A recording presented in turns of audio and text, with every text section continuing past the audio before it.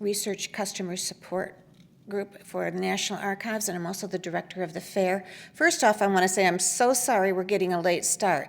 We had a streaming issue, and we've been trying to keep you informed online. Many of you have been very gracious in your comments on YouTube, so thank you. Before we begin, I have a few quick tips for you, and I hope this helps. First is, because we're broadcasting live, the speakers will answer questions at the end of their talks during the Q&A session. You can submit your questions to the speaker on the YouTube page using chat. Second, for captioning, open a separate browser, then go to the 2016 Virtual Genealogy Fair page. From there, you will find the questions and handouts. Locate the current session and then click and open it with its captioning link. And finally, please know that the video presentations and all the handouts will remain available at the Virtual Genealogy Fair website after the event. For our website, you can also find previous Genealogy Fair videos and handouts. We're going to move ahead with our first speaker. And this session is the first one called Introduction to Genealogy at the National Archives, and our speaker is Claire Kluskens. During her presentation, you will learn how to do basic genealogy research using federal records at the National Archives, including census records, immigration, and military service and pension records. Ms. Kluskens is a genealogy projects archivist for research services and works at the National Archives in Washington, D.C. We now welcome Claire to the podium. Claire?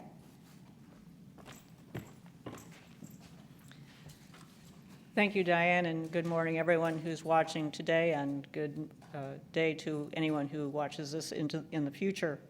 This morning, we will look at some of the basic building blocks for getting started on your genealogical research, and due to time, I may have to truncate this partway through. However, please note that a similar version of this lecture was given at the 2015 and 2014 genealogy fairs, and those are available online for you to view as well. First, before we talk about some tips for doing genealogical research, I'd like to look back in time to see how far we've come. In genealogy, we're in the second revolution in American genealogy. The first revolution occurred in the 1970s. In the years leading up to our national bicentennial in 1976, people got more interested in American history, and a lot of county genealogical societies were formed. They started transcribing and compiling and publishing in book form many local records to make them more available. But as many of you may remember, the epic moment of that first revolution in American genealogy occurred in October 1977, when for 8 weeks on prime time network television, millions of Americans sat entranced, mesmerized by the story of Alex Haley's roots. And the effect was incredible. People poured into libraries and archives across the country. My retired colleague Joanne Williamson was working at the National Archives branch in San Francisco and remembers that all hell broke loose. People stood in line waiting to use a microfilm reader. There were only 10 readers available, and there wasn't enough of them. The staff was busy all the time, and the same thing was true in Washington, D.C.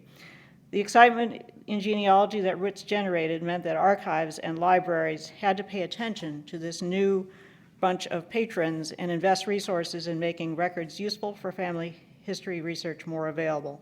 And we did. For the next 30 years or so, the National Archives published on microfilm millions of records on many thousands of rolls of microfilm, most of which were records of genealogical value. Much, but not all of that microfilm can now be found digitized and online in various genealogy websites.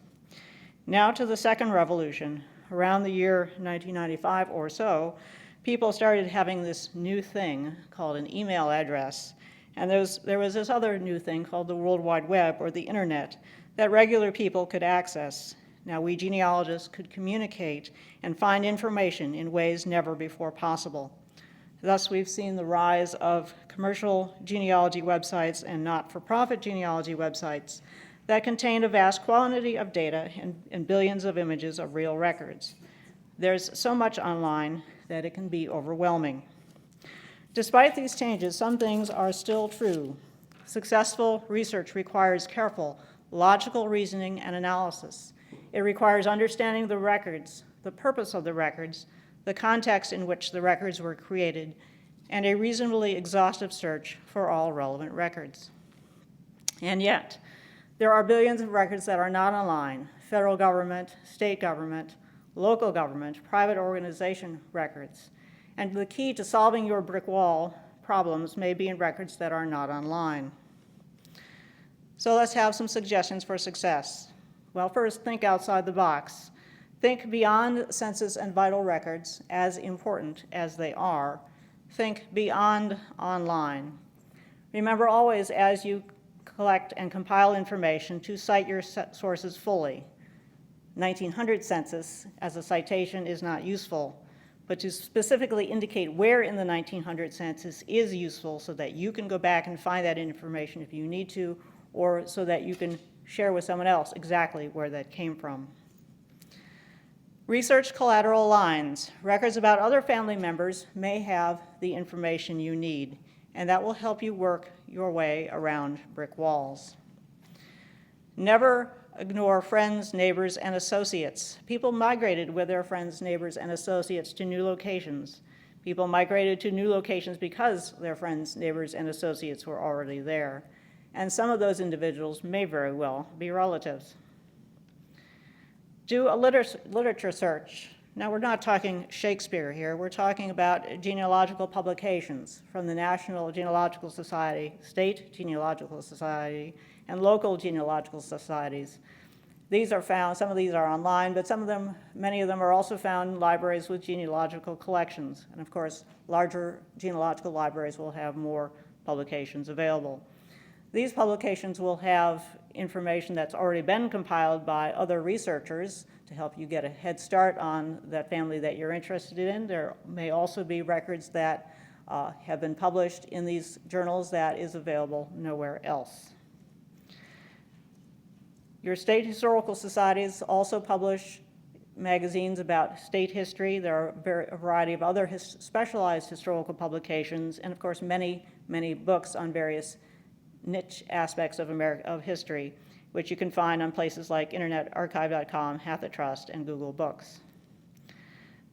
Understand the geography. You need to understand the places that your ancestors lived.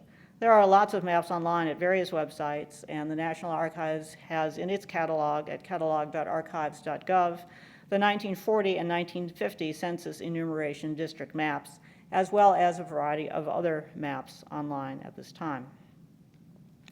Keep a research log. What you looked at and found something in, and what you looked at and didn't find something in. And you might wonder why you want to do this. Well, you don't want to repeat yourself. You don't want to reinvent the wheel continuously and beat your head against the wall. And while negative evidence is frustrating, it is as useful as positive evidence. It will also help keep yourself focused. So for example, a success story might be that you found an 1848 Declaration of Intent for Mark Spinbottle in Barnacle County, Massachusetts, Naturalization Records, Volume 1, page 20. Obviously, this is a made-up example because there is no Barnacle County, Massachusetts. Or that you found him in the census in a particular location. You also record your failures so you know what you've looked at and looked for before. And when you do that, also include the website that you looked at, because there are multiple websites out there where the indexing was done by different people whose skills in understanding the handwriting may vary, and you might find that you have more success on one website than another. Make a timeline of your ancestor's life. What you see on the screen is a very basic one. I would include as many details as you know about that person. You know, when their children were born, married, died, anything that happened during that ancestor's lifetime that was a part of what happened to their family.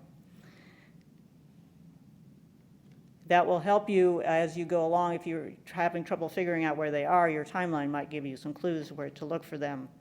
When you're online, use Google and other search engines at least annually to look for new information. There's always more out there on the web.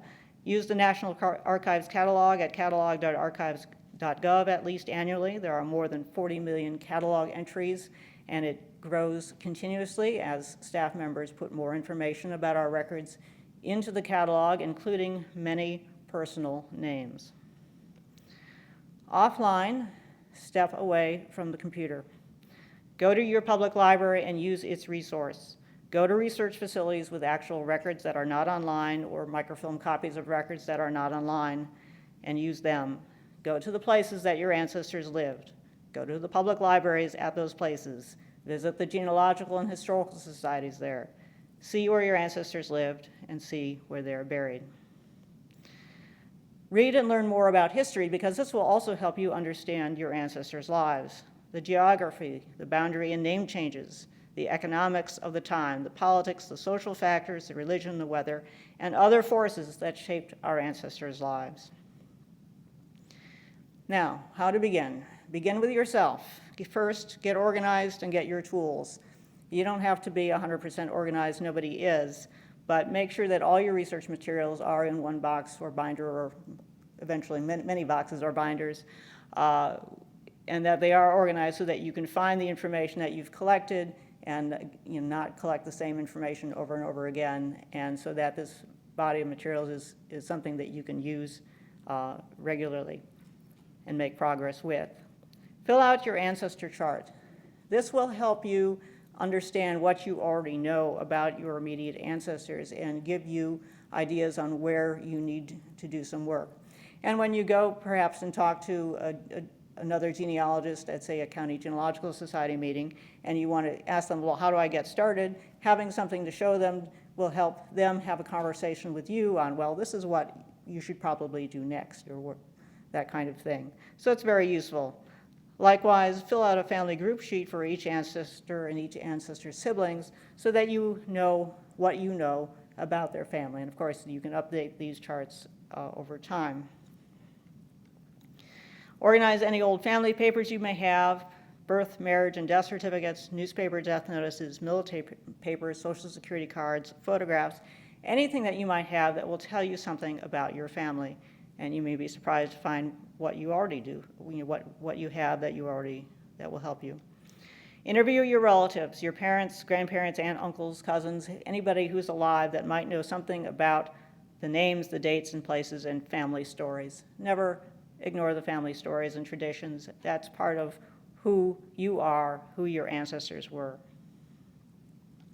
Collect the basic facts about your ancestors, their names, their siblings, their other relatives, dates and places of birth, marriage, death, and divorce, their occupation, military service, other biographical details, like where they went to school, where they went to church, what they like to do, they like to eat spaghetti, whatever it is, collect the information. Link it all together. The name plus some additional fact that links him or her to a specific geographic location or event on a specific date. And the source of that information. Just having a name is not enough by itself. Now, why is the source of information important? Well, some sources of information are more reliable than others. And I'll give you two examples here. Fred T. Brown, on his death certificate, says he died in 1921. The death certificate was created within days after he died, so that would seem very likely that he died in 1921, whereas the gravestone could have been put up in 1922 or many years later, and perhaps the family member who provided the information didn't remember, forgot, whatever, when he died. And so the gravestone is not as accurate of sorts of information. The next example I'm going to give you is a closer call. It's really probably doesn't matter, but it's a question of judgment. Sarah Presley Hafer died on April 2nd, 1902, according to her death record. The newspaper article says she died on April 3, 1902. It could be that the newspaper got it wrong. It could be that the information in the newspaper was provided by her family members. Perhaps she died after midnight. Perhaps the doctor who provided the death date on the death certificate saw her on the 2nd, but then she died during the night. Who knows which is more accurate? It probably doesn't matter a whole lot. But again, knowing the source of the information will help you analyze it. One of the most important things you can do is to join genealogical societies and benefit from the things that they have to offer. The National Genealogical Society, the State Genealogical Society where you live, and in the states where your ancestors lived, and county genealogical societies in the state where in the county where you live and the counties where your ancestors lived. Why join genealogical societies? They have publications with articles that will be useful to you that will tell you about doing research in that locality or show you examples of how other people got through their brick walls in researching difficult problems in that locality. It's also a vehicle for you to publish in. You're going to do a whole lot of work. In 50 years, your article published in that journal will still exist. It's hard to say whether your research notes that are sitting in that box in your closet will still exist. The research notes in the box in your closet may have been thrown out, may get thrown out by uncaring relatives after your death, or perhaps it'll get washed away by a flood or burn up in a fire. But that journal article that you wrote about that family, that presumably should survive 50 or 100 years from now and be useful for other researchers. Genealogical societies provide an opportunity for you to network, to speak with other genealogists, and to learn from them, and many of them have classes and other educational opportunities. Again, publish or your research perishes. There, as I've mentioned, it's a wonderful way to make sure that your hard work survives you. Publish county, state, local level, whatever you wish to do, but publish. Learn how to do genealogy right. Borrow books from your public library on how to do genealogy, on relevant aspects of history, and so forth. Take genealogy classes and follow the research standards recommended by the National Genealogical Society on its website. Do research in real records. You recall from your high school civics class that we have basically 3 levels of government: the federal, the state, and the county, and even below that to cities and other minor localities. Libraries have books and microfilm records and newspapers and more. There are cemeteries, churches, funeral homes, and other private organizations that have also generated records. Here at the National Archives, we have federal records. The census from 1790 to 1940 is a major and a very important building block for your research. We also have military service records, pension records, unit records, World War I and World War II draft registration cards, immigration records from the 1820s through the 1950s, naturalization records, and many other possibilities, depending on how your ancestor interacted with the federal government. You know, were they a postmaster, a federal employee? Did they buy land or get land from the federal government through homesteading? Many possibilities. Now, when you're doing research in archival records, one of the things that you need to be aware of is the possibility of the, quote, misspelled name. The name may not be spelled in records the way you expect to find it. Records are often written according to the ear test. What did the census taker or some other record keeper think was said? They probably didn't ask how it was spelled. So we'll give you one example, which is kind of funny. Martin Prechtel, age 85, living in his daughter's household in 1910, was enumerated on the census as Martin Rechtel. Or was he? This is a case study for studying the record thoroughly to make your own independent judgment of what it says. And I could give you other examples as well, but we only have time for one. So Martin Prechtel is indexed in 4 different ways in these sites here, none of which is correct. When you actually look at the census microfilm, and it's a very awful image there on your screen, Martin Prechtel is there on the top. Irad Rublin, his neighbor, is there at the bottom. Rublin starts with an R. The first letter of Martin Prechtel's last name is a P. The second letter is an R, and you can just barely, on this image, see the upstroke of the lowercase r hitting the P and making it look like an R. This is a sort of another look at the same thing, but he's clearly Martin Prechtel. Again, the ear test will give you the name spelled in many different ways, and so you have to be very flexible. And so Prechtel has been found as Brechtel, Bregkel, Brickle, Prickle, and Prechtel with no E, second E. and various other ways as well. Even simple English names, such as Western or Hayford, can be spelled in a variety of ways. And when you get into European names, non-English European names, you can find a variety of spellings as well. And again, it all depends on the ear test. The misspelled name can be a real problem because it can sometimes really cause difficulty in finding people. It took me 30 years to find William McCullough on the 1810 census of Vermont, and I finally found him as William McCalley. And it took doing a detailed timeline of his life. It took looking for him in every possible record. And finally, I narrowed down to where he should be in that county by finding him in newspaper articles and in church records that placed him in 1809 and then again in 1810 in the locality where he was actually living. So sometimes it takes a whole lot of work, detective work, to find people. So census records, basic building block, 1790 to 1940. Start with the 1940 census and work your way backward. Find everyone in the extended family in every census to get a complete picture of the family and work your way around brick walls. And remember always, as we've talked about, that indexes, whether on the computer or in book form, have mistakes. So what do you do if you can't find somebody using an index? Try spelling the name another way. If you know where they lived, you can use brute force and read the microfilm for that town, township, village, etc., page by page, line by line until you find them, and looking not only at the last names, but also at the first names. So don't be focused just on the last name you expect to find. The census is arranged geographically by state, then by county, then by local jurisdiction. People don't live in alphabetical order. The census for 1870 through 1940 lists every person by name, with their age, gender, race, marital status, occupation, birthplace, and for 1880 to 1930, the birthplace of the parents. Earlier censuses contain less information, and Diane, do you want to go to questions? Okay. Are we ready? Are you done? I can be done. Keep going. All right. All right, so 1850 and 1860, every free person is listed by name with their age, gender, race, marital status, occupation, and birthplace. In 1850 and 1860, there are slave schedules with the name of the slave owner and a list of slaves by age and gender with few names.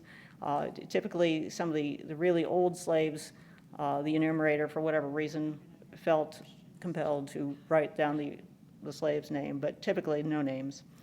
For 1790 through 1840, the name of the head of the household, all household members are listed by gender and age categories without any names beyond that of the head of the household.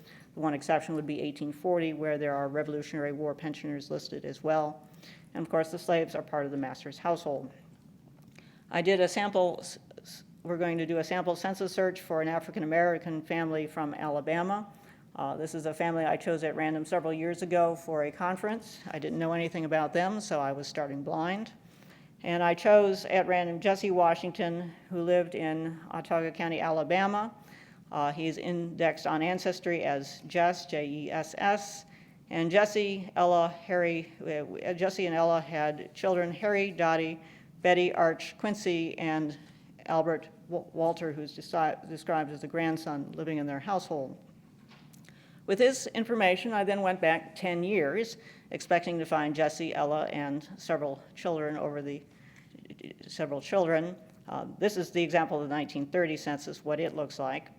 So went back to 1920 with Jesse and Ella and found that his name was really Joe Washington, but here are their children, and the ones that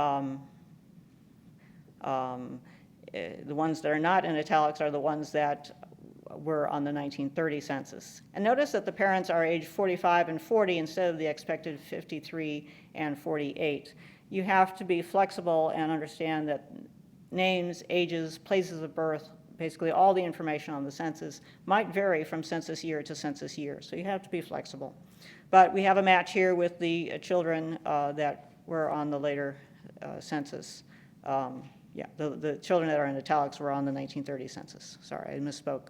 Here's what the 1920 census looks like. Here, big family unit. So we went back to 1910, and again, they were living in the same place. The parents' ages were different than what their expected ages were based on the 1910 census. Again, we have several children, and the ones in italics are the children that were on the later census. So that helped link from census year to census year. This family starts at the bottom of one census page and continues on to the next. So if you find your family at the bottom of a page on the census, please click or scroll to the next image to make sure that you don't miss any of the family members that are on the next page. So this is their family here. So moving back to the 1910 census, they again were in the same place with Joe, Ella, and 3 children. George there, born in September 1899, probably died before the 1910 census, so he does not appear later on. One of the really cool things about the 1900 census is that it gives you the month as well as the year of birth, and in many places in the United States, especially in the South, this may be as close to a birth record as to an actual birth date as you're going to get. Here is the 1900 census image. So now we go back to 1890. Unfortunately, down the street here in Washington, D.C. in 1921, there was a fire in the Commerce Department building, and a large portion of the 1890 census was either burned or soaked with water as the firemen tried to fight the fire. What did survive was about 1/4 of the census at the time, but in 1934, Congress, in its wisdom, decided to dispose of the rest of the 1890 census. But there were about 8,000 sheets somehow that managed to be saved or got squirreled away in census employees' desks or something, I don't know. But anyway, they now survive. They survive, but there's nothing for this family in this location. And so with the information I had, I then had to make the 20-year leap back to 1880. This is a leap that just about everybody has to make. And due to our malfunctions, I'm now out of time, but my slides are on the screen, and as I indicated, the this lecture, or version of this lecture, is on the Genealogy Fair website from 2015, and I invite you to see the rest of this presentation there. And I am open for questions. Thank you. Claire, thank you so much for your flexibility. We have a fun question. They want to know, what's your best or most successful brick wall tip? Well, the most successful brick wall tip is to look for every possible record there is. And sometimes you will never, you don't find anything, but you have to thoroughly search for everything, from newspapers to land records to tax records to your census. Any possible record that there is, you need to look at it. Okay, we have another question that's come in. Let's see. Oh, it's actually not a question, it's a kudos. Everyone is very grateful for your kudos to you for coming in. Oh, there is a question here. Always glad to be here. There's a question about new records that are going to be digitized, and I just wanted to say, this is Andrea, that we will be addressing online records in sessions 3 and 4, so stay tuned for that.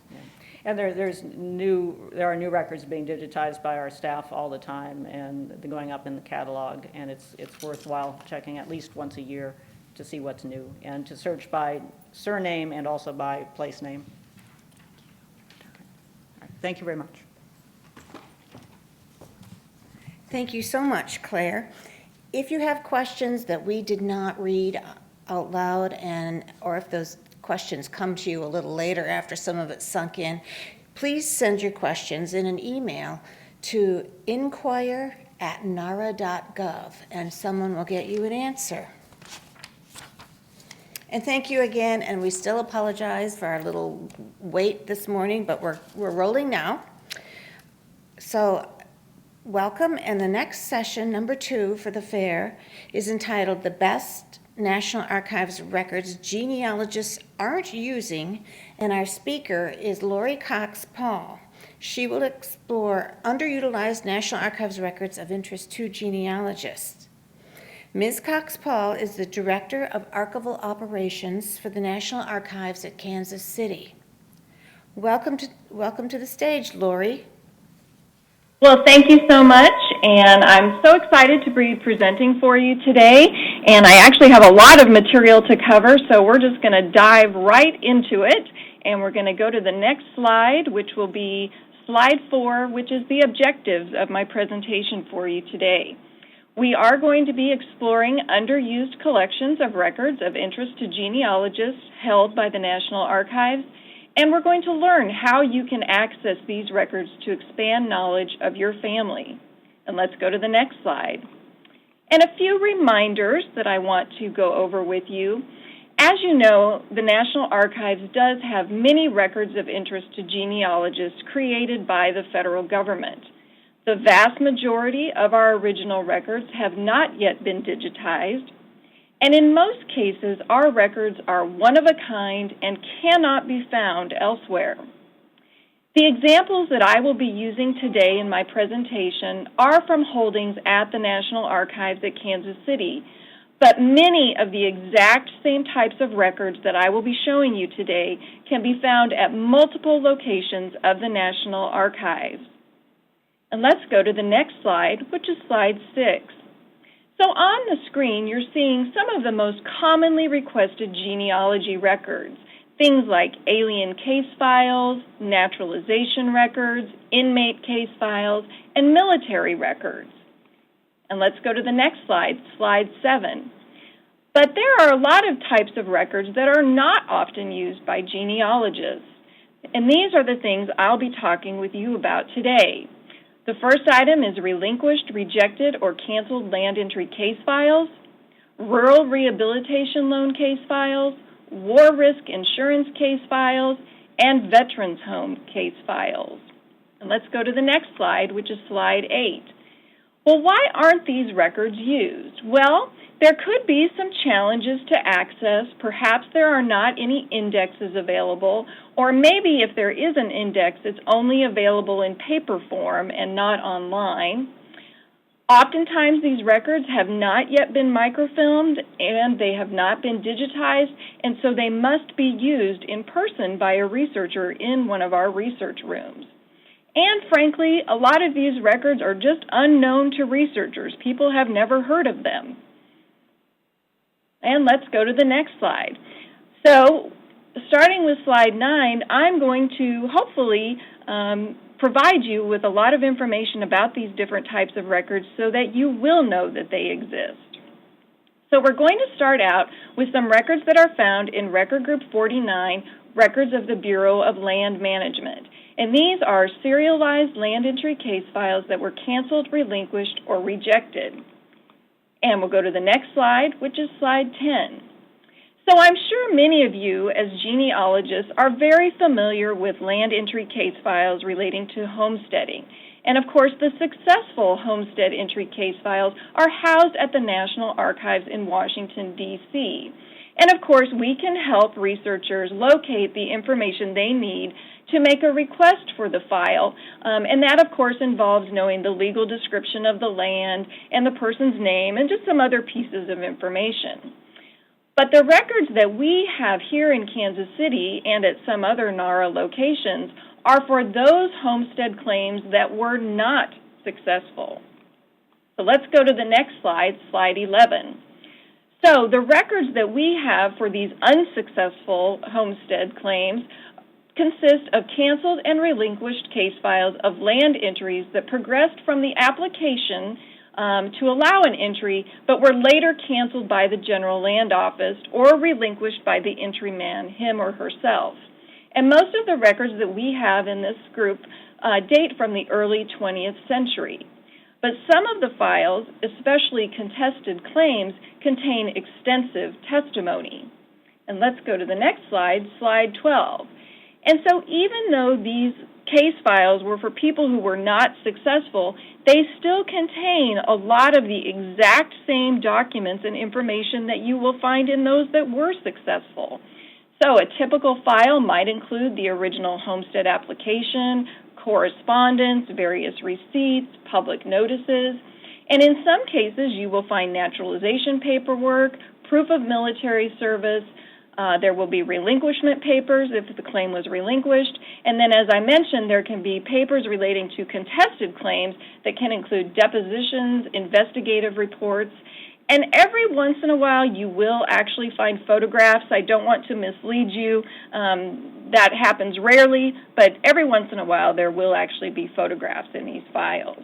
And let's go to the next slide, which is slide 13.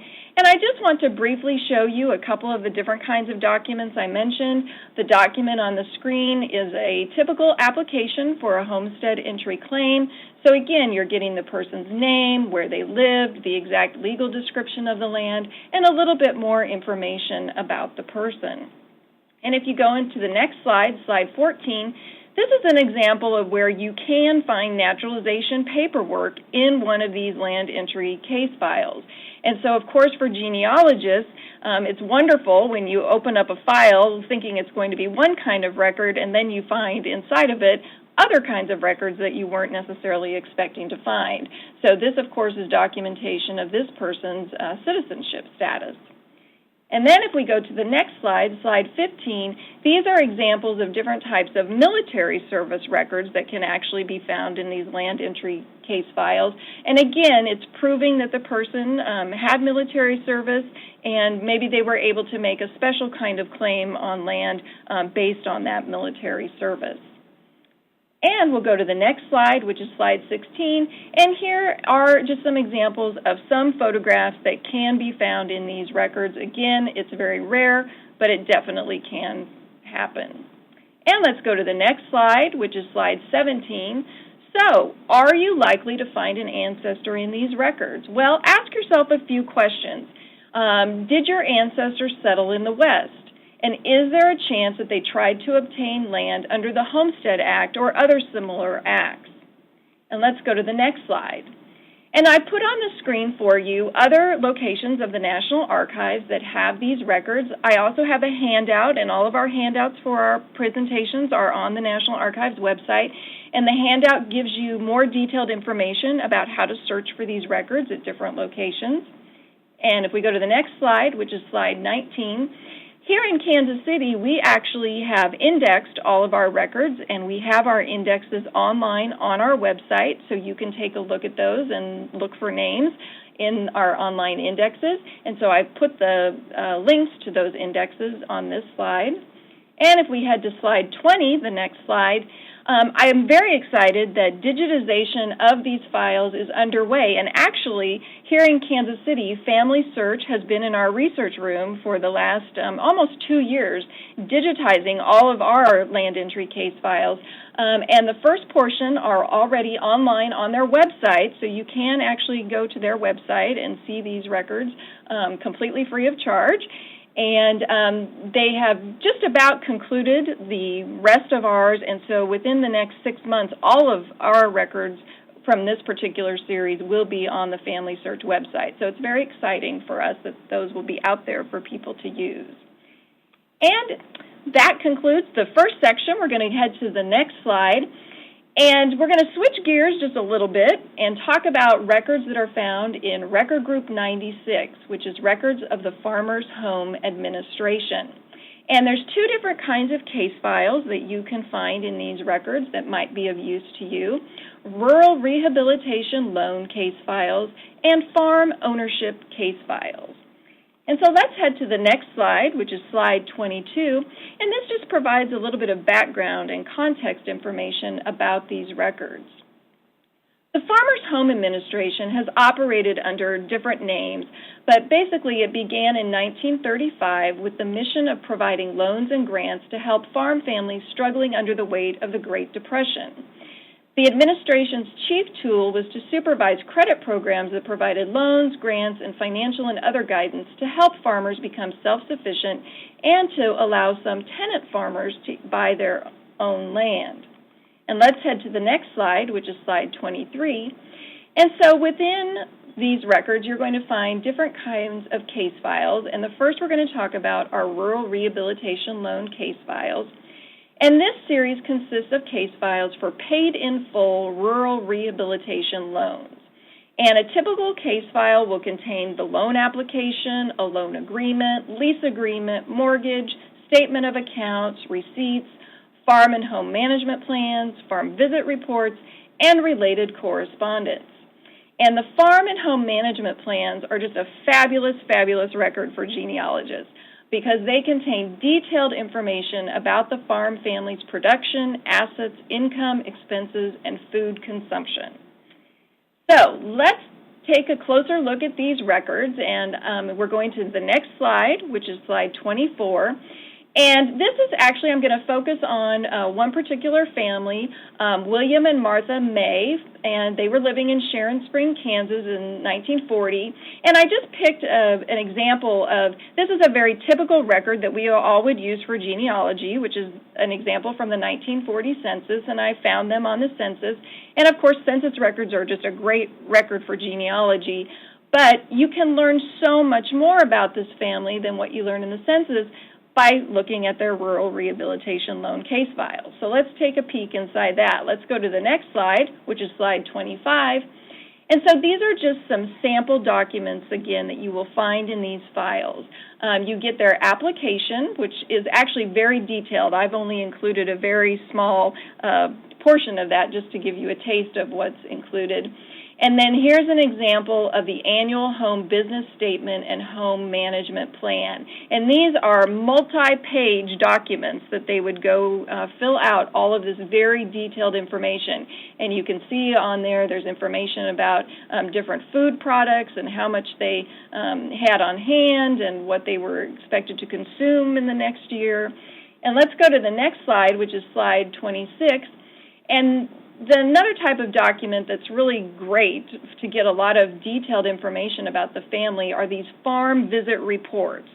So they would send out representatives to, check in on the family every once in a while since they were being loaned money and see how they were doing and what sort of progress they were making.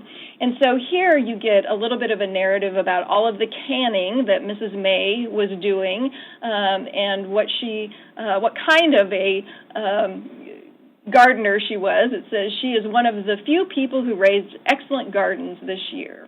And it also talks a little bit about their income and where they were getting their income from, and the fact that they were not getting any eggs, and that was a concern and a problem. So let's go to the next slide, which is slide 27, and this just shows even more information about the family and just some of the various topics that are actually covered in these records. It talks about the sanitation of the house. Was she a good housekeeper? And she was. There were very few flies found in the house. It talks about the clothing and the fact that she did most of the making of all of the clothing for her family, which consisted of 4 boys. And it also noted that she was a great person who did tatting, and she had quite some skill in the art of tatting before she was married, and she continued to do that, and that she has some lovely pieces of work. And it also talks about what steps the family had taken to beautify their home. And so, again, if this was your family, you would love to have this kind of detailed information that goes so far beyond what's available in other types of genealogy records. And let's go to slide 28. This file contains a personal letter written by Mrs. May, and this is so important because the whole reason that these loans were being given was as a result of the Depression and the drought and the Dust Bowl, and she talks in this letter that the drought is growing more severe daily and that it looks like another complete crop failure if conditions of this nature will continue. So a personal letter also can be found in these types of records. Let's go to the next slide. So the other type of case file from Record Group 96 are farm ownership case files. And they were created to document the loan process between the Rural Rehabilitation Division of the Farm Security Administration and small family farmers in rural areas. And so these loans actually allowed farm families to purchase and improve small farms under the Bankhead-Jones Farm Tenant Act of July 22, 1937. And this act was one of the measures that was adopted to assist farmers under the New Deal. And after meeting certain qualifications, farmers were required to develop and adhere to a farm management plan. and the farm family's progress was evaluated throughout the loan period. So let's go to the next slide, which is slide 30. And so again, similar to the previous group of records, each case file includes lots of different types of documents: applications, appraisal reports, loan agreements, loan analysis, sometimes warranty deeds, farm and home plans again, insurance policies, and then a certification of closing of the purchase loan. So lots and lots of great records can be found in these files as well. And let's go to the next slide, which is slide 31. And so again, a little bit different format, but these files also have these farm narrative statements included in them, and they're very, very detailed, as you can see. And we're going to go to the next slide, slide 32, where we can focus in on a little bit more detail. And again, this is providing tremendous information about the way that the family was living and what the conditions were. And in this case, it says that their present dwelling is only in fair condition and termites have damaged part of the floors and walls. And so you're getting just quite a bit of interesting detail and information. And as you go through, you see that they're planning to add an enclosed porch, room for a bathroom, a new stairway, and closets in the upstairs bedroom.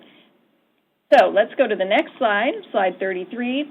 And here are, again, examples of the very detailed farm and home management plans that they had to provide all kinds of information about what their estimated expenses were going to be, family operating expenses, what sort of capital they expected to get, and all of that information just provides so many details about a family's life that you could not get in any other source. So let's go to the next slide, slide 34. So a summary, again, of information that can be obtained from these files: name, age, race, citizenship status, name of spouse, names of dependents, detailed information about livestock, farm equipment, and tools owned. Even if they had a car, you'll find out about what kind of car they owned, any debts they had, and the educational level of the people as well. So let's go to the next slide, slide 35. Well, are you likely to find an ancestor in these records? Well, was your ancestor a farmer in the 1930s?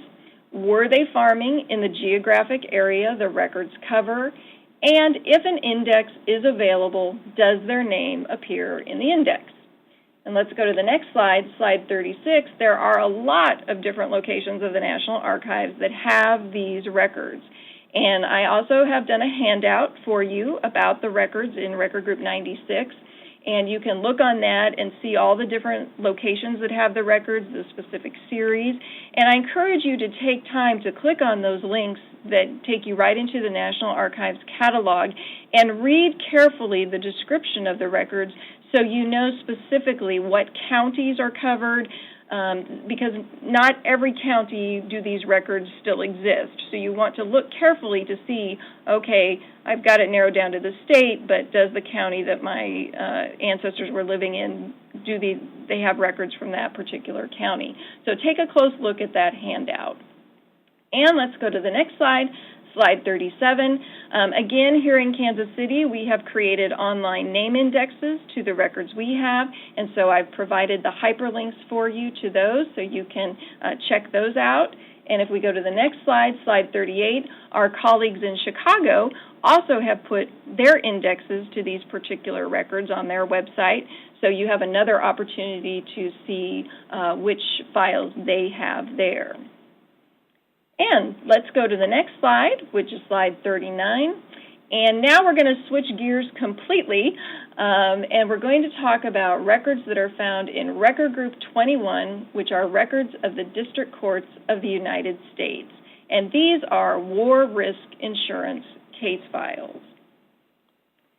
So a little bit, we're going to the next slide, which is slide 40, and just a little bit of background about these particular case files. During World War I, soldiers were offered war risk insurance, and men who purchased the insurance could later file claims for injuries and illnesses related to their war service. In 1930, a law was passed giving potential claimants 6 years to file war risk claims.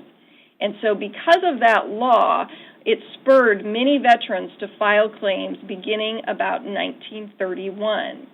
And there were thousands of these lawsuits filed in every federal court across the United States. And let's go to the next slide, which is slide 41. So, what records are available? So, when you're looking into court records, case files for each U.S. District Court are arranged according to the type of case and the docket number, and they're arranged chronologically by date. And the typical place that you will find war risk insurance case files will be in series called law case files. But every once in a while, due to the volume of cases that were filed, a court would decide we need to set up our whole separate filing system for these particular kinds of cases. And so here in Kansas City, one of our courts did do that, and that's the U.S. District Court for the Southern Division of the Western District of Missouri, which is located here in Springfield, Missouri. And so there is a specific series of standalone records that are nothing but war risk insurance case files.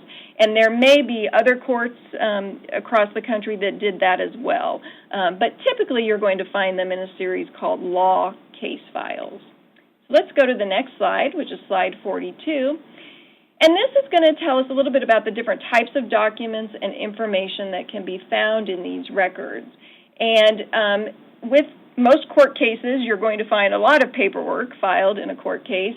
And so it will include copies of journal entries, mandates, notices of appeal, judgments, motions, answers to complaints, verdicts, jury lists, petitions to recover their war risk insurance benefits, and just a variety of other types of papers relating to the proceedings. Each case is a little bit different, so you never know exactly what you might find.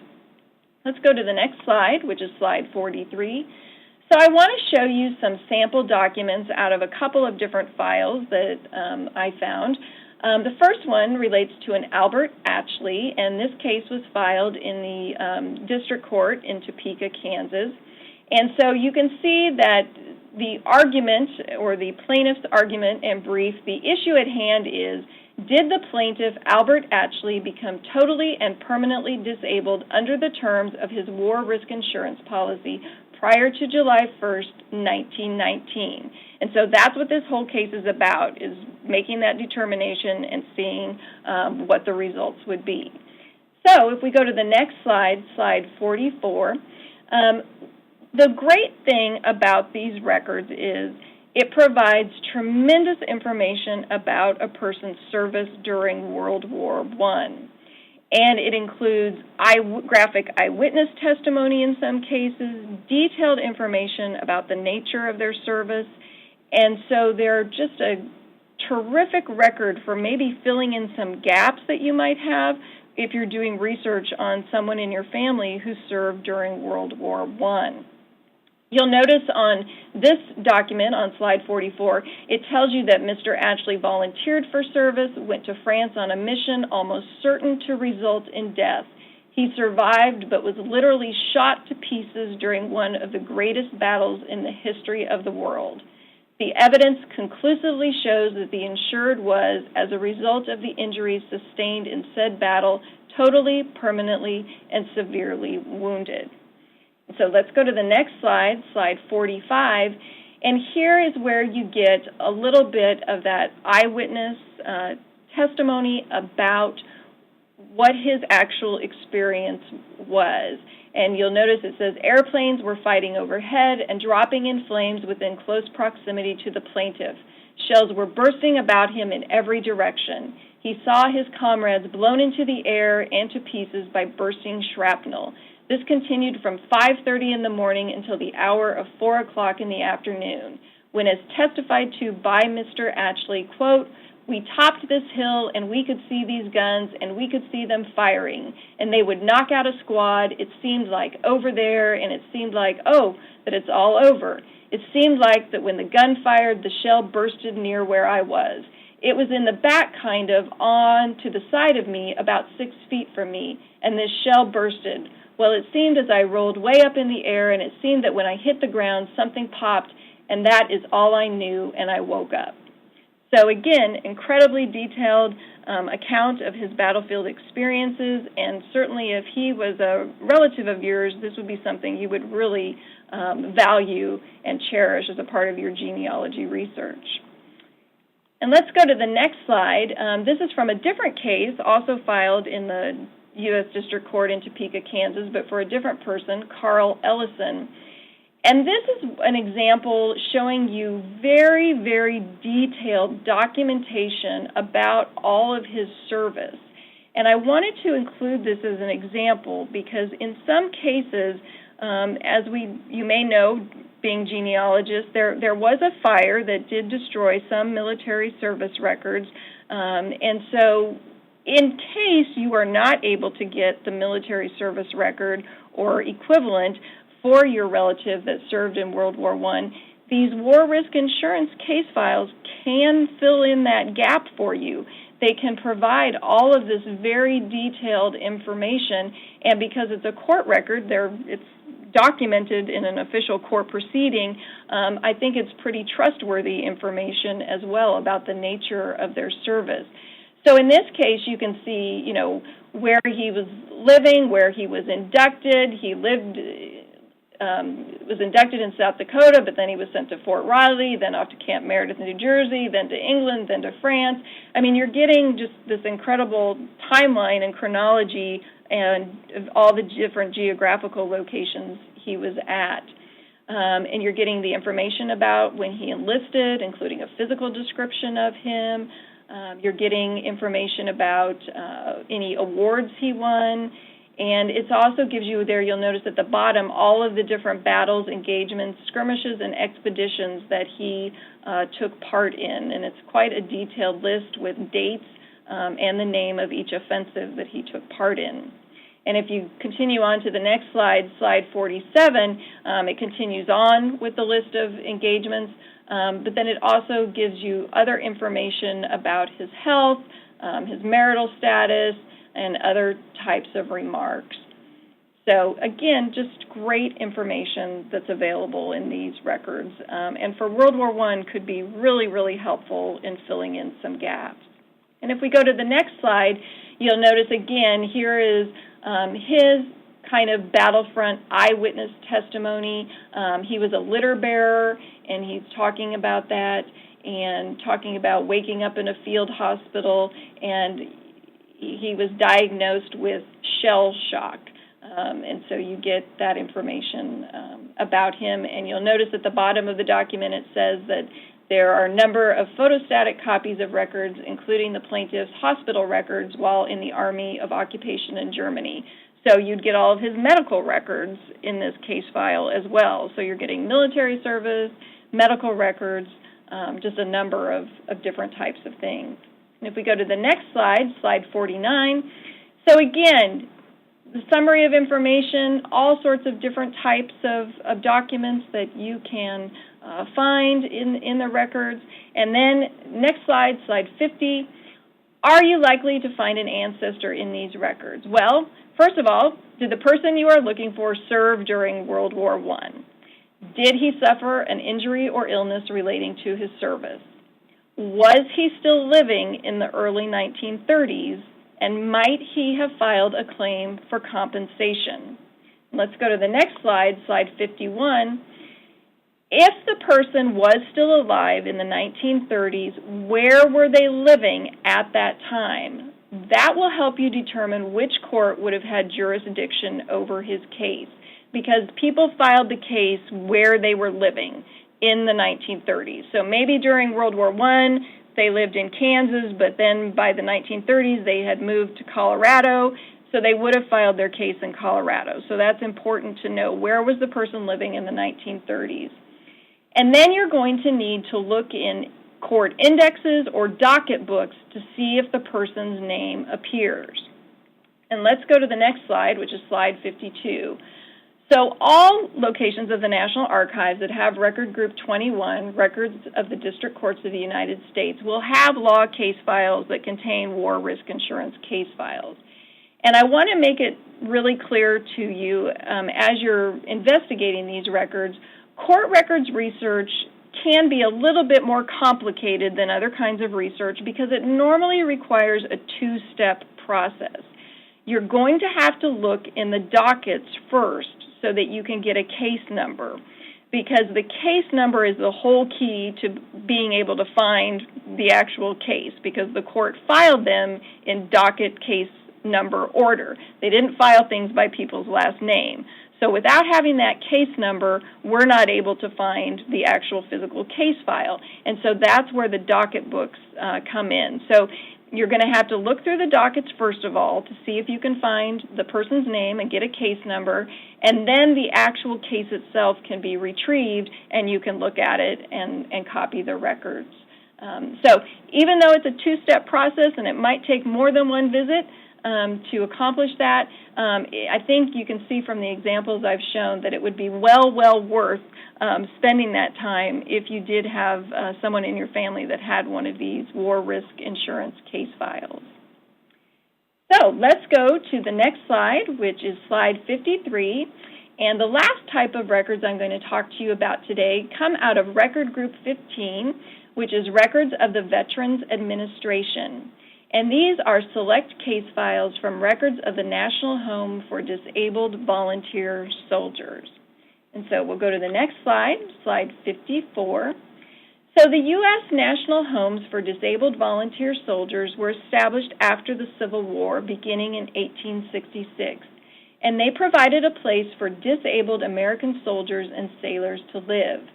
It was a voluntary admission. They could actually request which specific soldier's home they wanted to go to, and they could go to a soldier's home for a while and then be discharged, and then they could come back, or they might want to actually be staying there on a more permanent basis to receive the kind of care that they needed. And so let's go to the next slide, slide 55. One thing that I think is very important to point out right from the beginning is not every single case file was saved. These are an example where just select or sampling was done on case files, so not every single file for someone who is in one of these soldiers' home exists today. But for those that do, the case files contain application forms, roster cards, medical treatment reports, ward records, personal property inventories, transfers from other veterans' hospitals, and sometimes different types of correspondence. Occasionally, there are documents relating more specifically to the nature of an individual's military service, and there is often information about the pension they received and also the next of kin of the soldier. So let's go to the next slide, which is slide 56. And I'm just going to again show you some sample documents of the different kinds of records that you will find in these files. And let's go to the next slide, which is slide 57. So this is the actual application for admission to the National Home for Disabled Volunteer Soldiers. And I, of course, am using an example from the Soldiers' Home that was here in Leavenworth, Kansas. And so the application is from George Berry, and he provides quite a bit of information in this application about where he was living, where he served, what unit he served with. You also get the name of his living nearest relative, which is his sister Flora Johnson, who lived in Fulton, Missouri. And so great information. You'll also see on the second page there his signature. And if we want to go to the next slide, slide 58, on the back side, I always encourage people when they're researching federal records to actually read through government forms, including all of the explanation and directions, because it can really provide you with some good information. One, it can explain information about what some of the fields on the form are or how the form was used.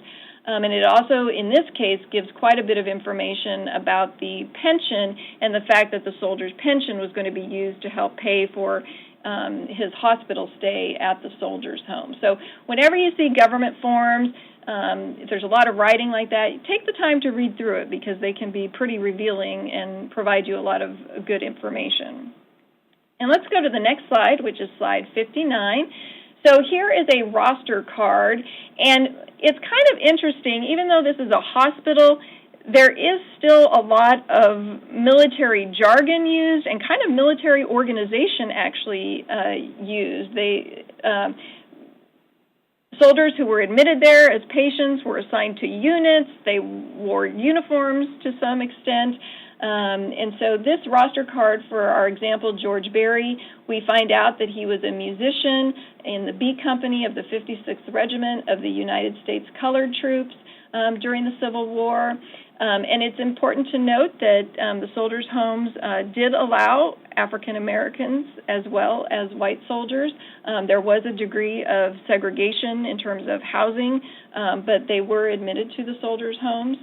And you find out when he was originally admitted, you get how much of a pension he was receiving, the pension certificate number, and then you're getting some information about different transfers that have taken place during his stays there. Let's go to the next slide, slide 60.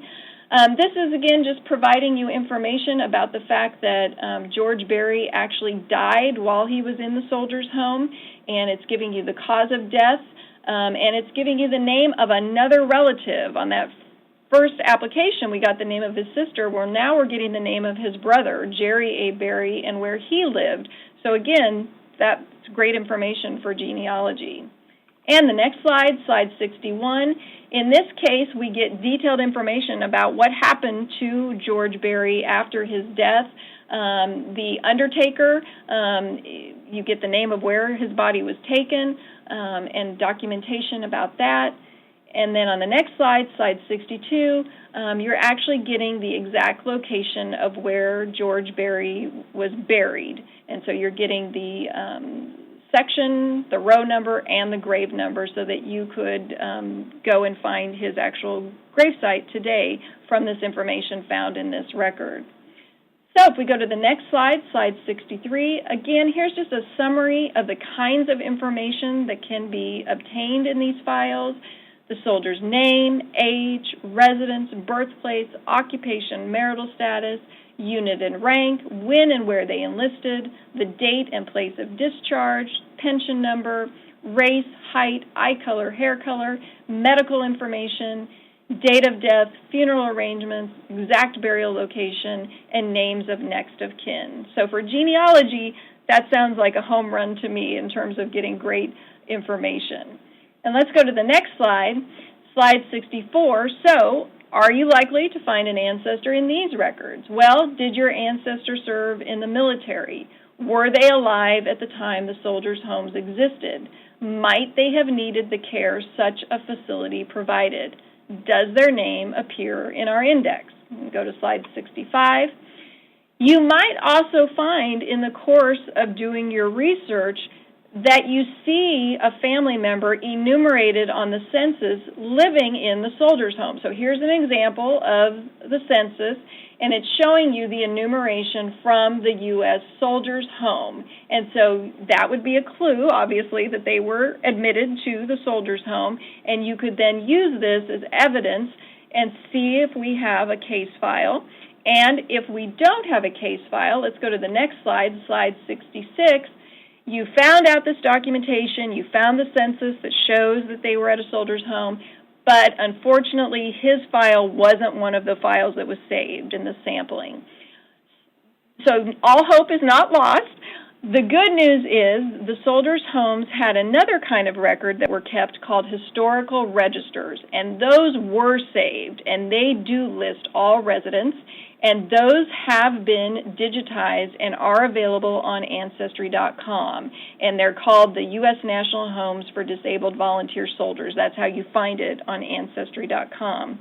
And if you go to the next slide, I just went ahead, even though George Berry's file exists and survived, here is what the page in the register would look like for George Berry. And you still get a lot of really good information about George Berry. It's maybe not, quite as complete as the whole case file, but you still get quite a bit of information about him on the register notation. So I just wanted to point out, if the case file wasn't saved, there is an alternate source that can still provide you good information. And we'll go to the next slide, slide 68. I also just want to draw your attention, if these records are something of interest to you, there's an excellent article written in Prologue Magazine, the magazine of the National Archives. This article was written by Trevor Plant, and it provides a great overview of the soldiers' homes, and I encourage you to take time to read that as well. And we'll go to the next slide, slide 69. There are a number of NARA locations that have these records. Again, I do have a handout for you about these particular records, and you can go on that handout and examine more closely what records still exist and where they are at in the National Archives. And if we go to slide 70, here at the National Archives in Kansas City, we do have the records from the Leavenworth Soldiers' Home from Leavenworth, Kansas. And once again, we have created a name index, and the name index is online on our website, and I provided the URL for you, so you can check that out.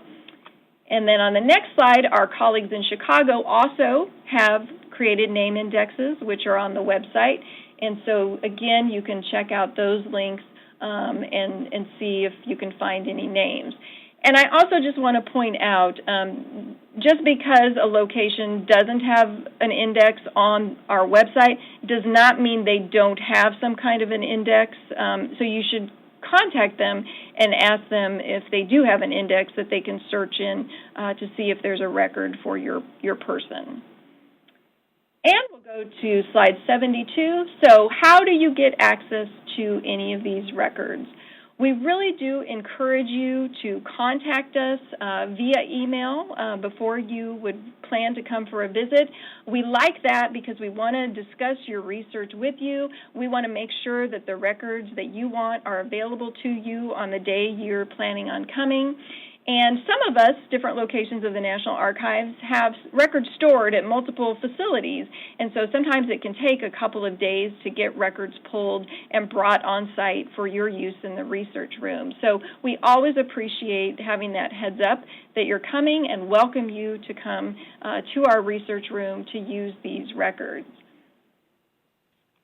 And to the next slide, slide 73. We also, of course, realize that it might not be possible for you to come in person to one of our research rooms. And so, again, we encourage you and welcome you to contact us, because if you provide us a specific type of record that you're looking for, it is possible for us to search for you. There's no cost to do a search. If we find records, we will do a page count, and then the number of pages would determine the cost for you to obtain copies or digital scans of the records. So there are lots of options available to you, even if you can't come in person to do research with the records. So I have finished quickly going through all of these various types of records, and I believe we have time for a few questions, and I'd be happy to answer them for you. But I just want to remind you, if Lori does not get to your question, you can submit them on inquire@nara.gov, and our next talk will start at 12 noon. Lori, we have questions for you. Hi, Lori. Okay. This is Andrea. Thank you for the great talk. I do have a lot of questions for you, so we'll just go through them until we run out of time. So bear with me. Would the homestead application records include Ohio and Michigan, or is this really just for further west? So would it include Ohio and Michigan? I'm going to have to ask you to look at my handout because I can't tell you right off the top of my head if those two states are covered by the canceled, relinquished, rejected land entry case files. I don't want to tell you the wrong thing, but I don't have it memorized off the top of my head, all the states that are covered. So if you just look at the handout, it provides you instructions with how to search in the catalog, and you'll be able to see what might be available. Thank you, Lori. Our next question, do you have records for the Spanish land grants for the New Mexico founding families? We do not have original ones here at our location, but I encourage you to, if you're interested in that topic, if you would actually send me an email, I would be happy to track down for you more information about where those items might be found. Thank you very much. Our next question, they write, my grandfather worked for the FHA early on. Would there be records about him and other employees someplace in NARA? Oh, that's a great question. Yes, actually, the Civilian Personnel Records Center, which is located at the National Archives at St. Louis, does have personnel files for people who worked for the federal government. And so if you go on the National Archives website and search civilian personnel records, you can get information about how to make a request. And they also have a wonderful list of all the different federal agencies that they do have personnel records from. So I encourage you to take a look at that and make a request, because you can probably find out some really good information about your ancestor that worked for the federal government. Thank you again. Our next question, if we want to find a case file relating to someone's farm, what other information is useful apart from knowing their location in the 1940 census?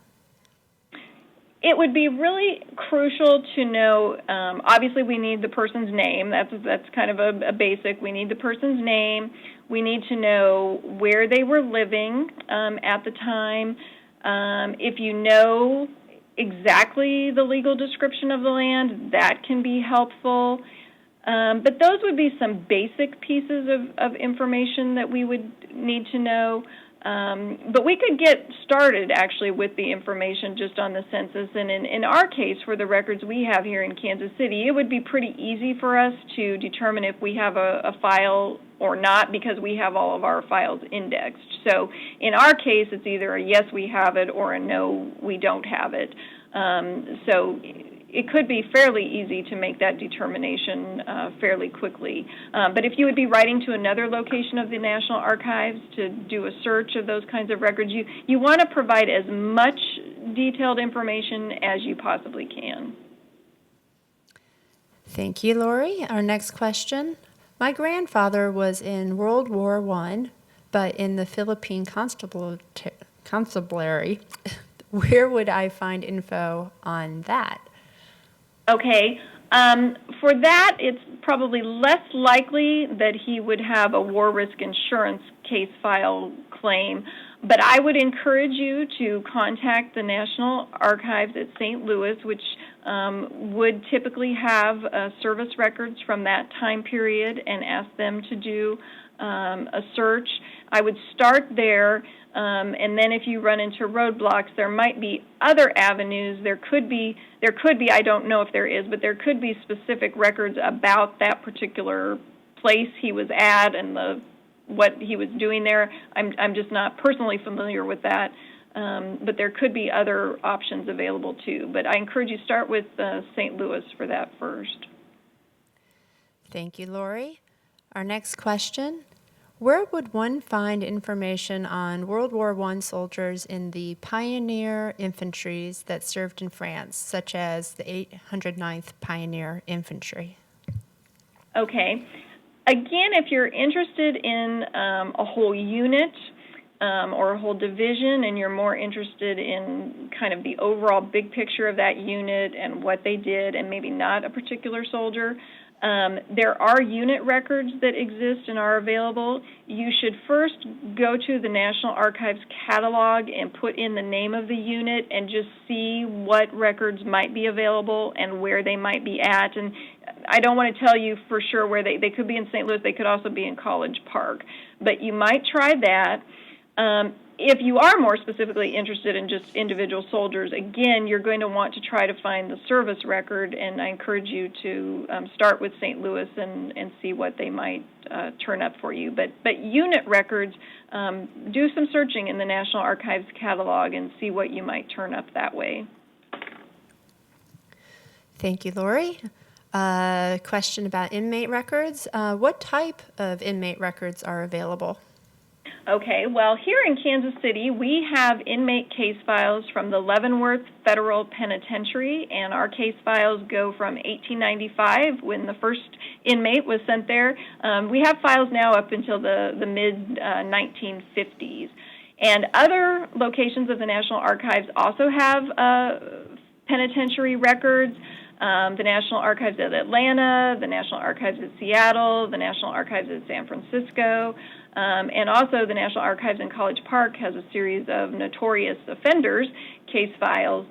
So not every federal prison, federal penitentiary's records were saved, but some of the big penitentiaries like Leavenworth, like Atlanta, like McNeil Island, like Alcatraz, there tend to be more records that exist and were saved. If you have interest in these records, I encourage you to contact us and we can help you try to get access to them. Inmate records are one of our #1 requested item here in Kansas City, and usually it is for genealogy purposes.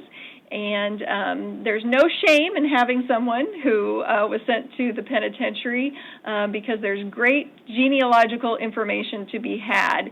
And maybe you get lucky and there's even a mugshot or photograph of your relative in the file. Thank you, Lori. Our next question is about agricultural census. Perhaps you can answer this, or maybe we can wait till session 7. But the question is, are your agricultural census indexed by census date or another way?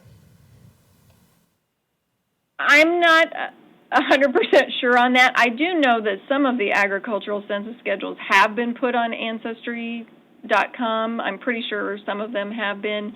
And of course, through that site, you could do name searching. But I don't want to lead you astray, so I'm not 100% sure. Thank you, Lori. This is Andrea again. I think Claire Kluskins will cover that in her session tomorrow morning, session 7. Great. So our next question for you, this person, she says, my great uncle was at Normandy and went into Germany and the concentration camps. I have records for him being in both places, but not the camp name. How can I find this out? Again, I encourage you to start with St. Louis and make a request for his military service record and see what they might have and what might exist.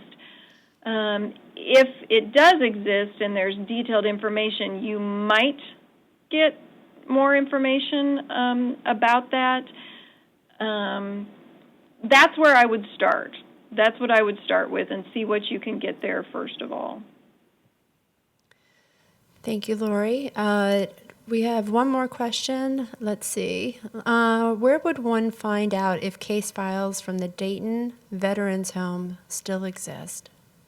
Look at my handout and see. On my handout, I do have a list of all the different soldiers' home case files that exist. So if it appears there, it means it's there. If not, unfortunately, not saved. Thank you so much, Lori. We're going to adjourn until 12 o'clock on the dot, and we'll start our next session then. Thanks again, Lori. It was great. You're welcome. Thank you all. Have a great day.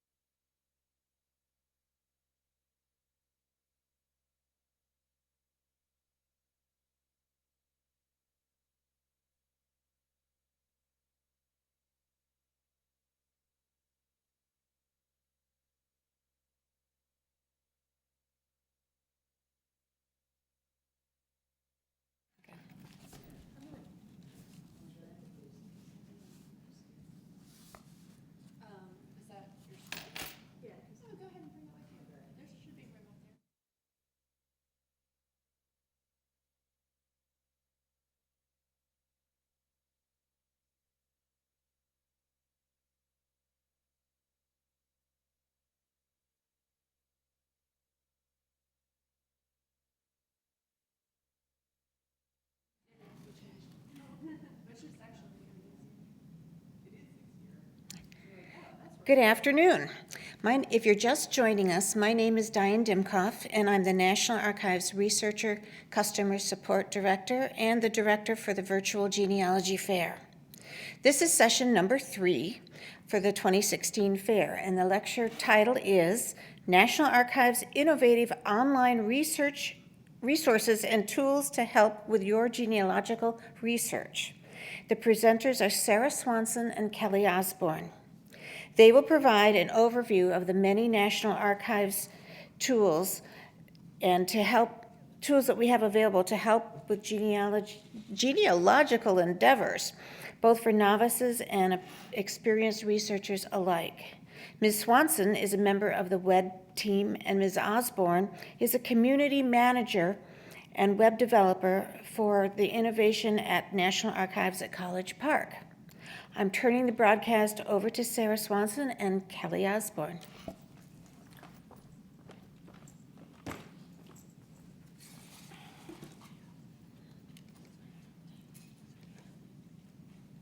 Hi. If you've ever come to the archives.gov website, you may have encountered our online survey. We receive a lot of comments from genealogists, and here's a sample. Trying to locate an ancestor in Pennsylvania, never able to get to the place to put in ancestor's name. Could not find an index of the 1930 census. Could not view immigration records of family members. I was looking for some passport and naturalization records online. I just never seemed to be able to find anything that I'm looking for. I could not get my eyes on any census documents. I could not find the magic button to view these documents. I couldn't find anything on this site. I'm not a professional genealogist, but I should have been able to locate something. So as you can see, a lot of genealogists are very frustrated. They assume that because we hold the records that we've digitized them all and made them name searchable. Unfortunately, that's not the case. NARA has not had the resources to do this, so we have partnered with some outside organizations to do this. This includes Ancestry.com, FamilySearch.org, and Fold3.com. And as you know, Ancestry.com and Fold3 are both subscription websites, but if they are available for free to use in any of our archival research rooms, as well as most public libraries, I believe, have subscriptions that you can use. Now, our agreements with our partners allow for, the terms of the agreements are that the NARA will receive copies of all the scans that our partners have done after a certain number of years, and then we will be putting them into the National Archives catalog. They may not be name searchable for a while, but that is a hope that we have for the future. We do have our partnerships agreements online if you're interested. I've put the URL down below.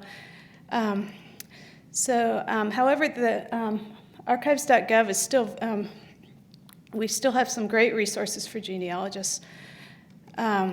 We have a lot of tutorials and guides to getting started, including videos. You can learn, we have articles and reference papers where you can learn how to research in different records and learn about some new records that you may not have known existed. As well as through things like photos and maps, you can get some good historical, put in some good historical context for your family stories.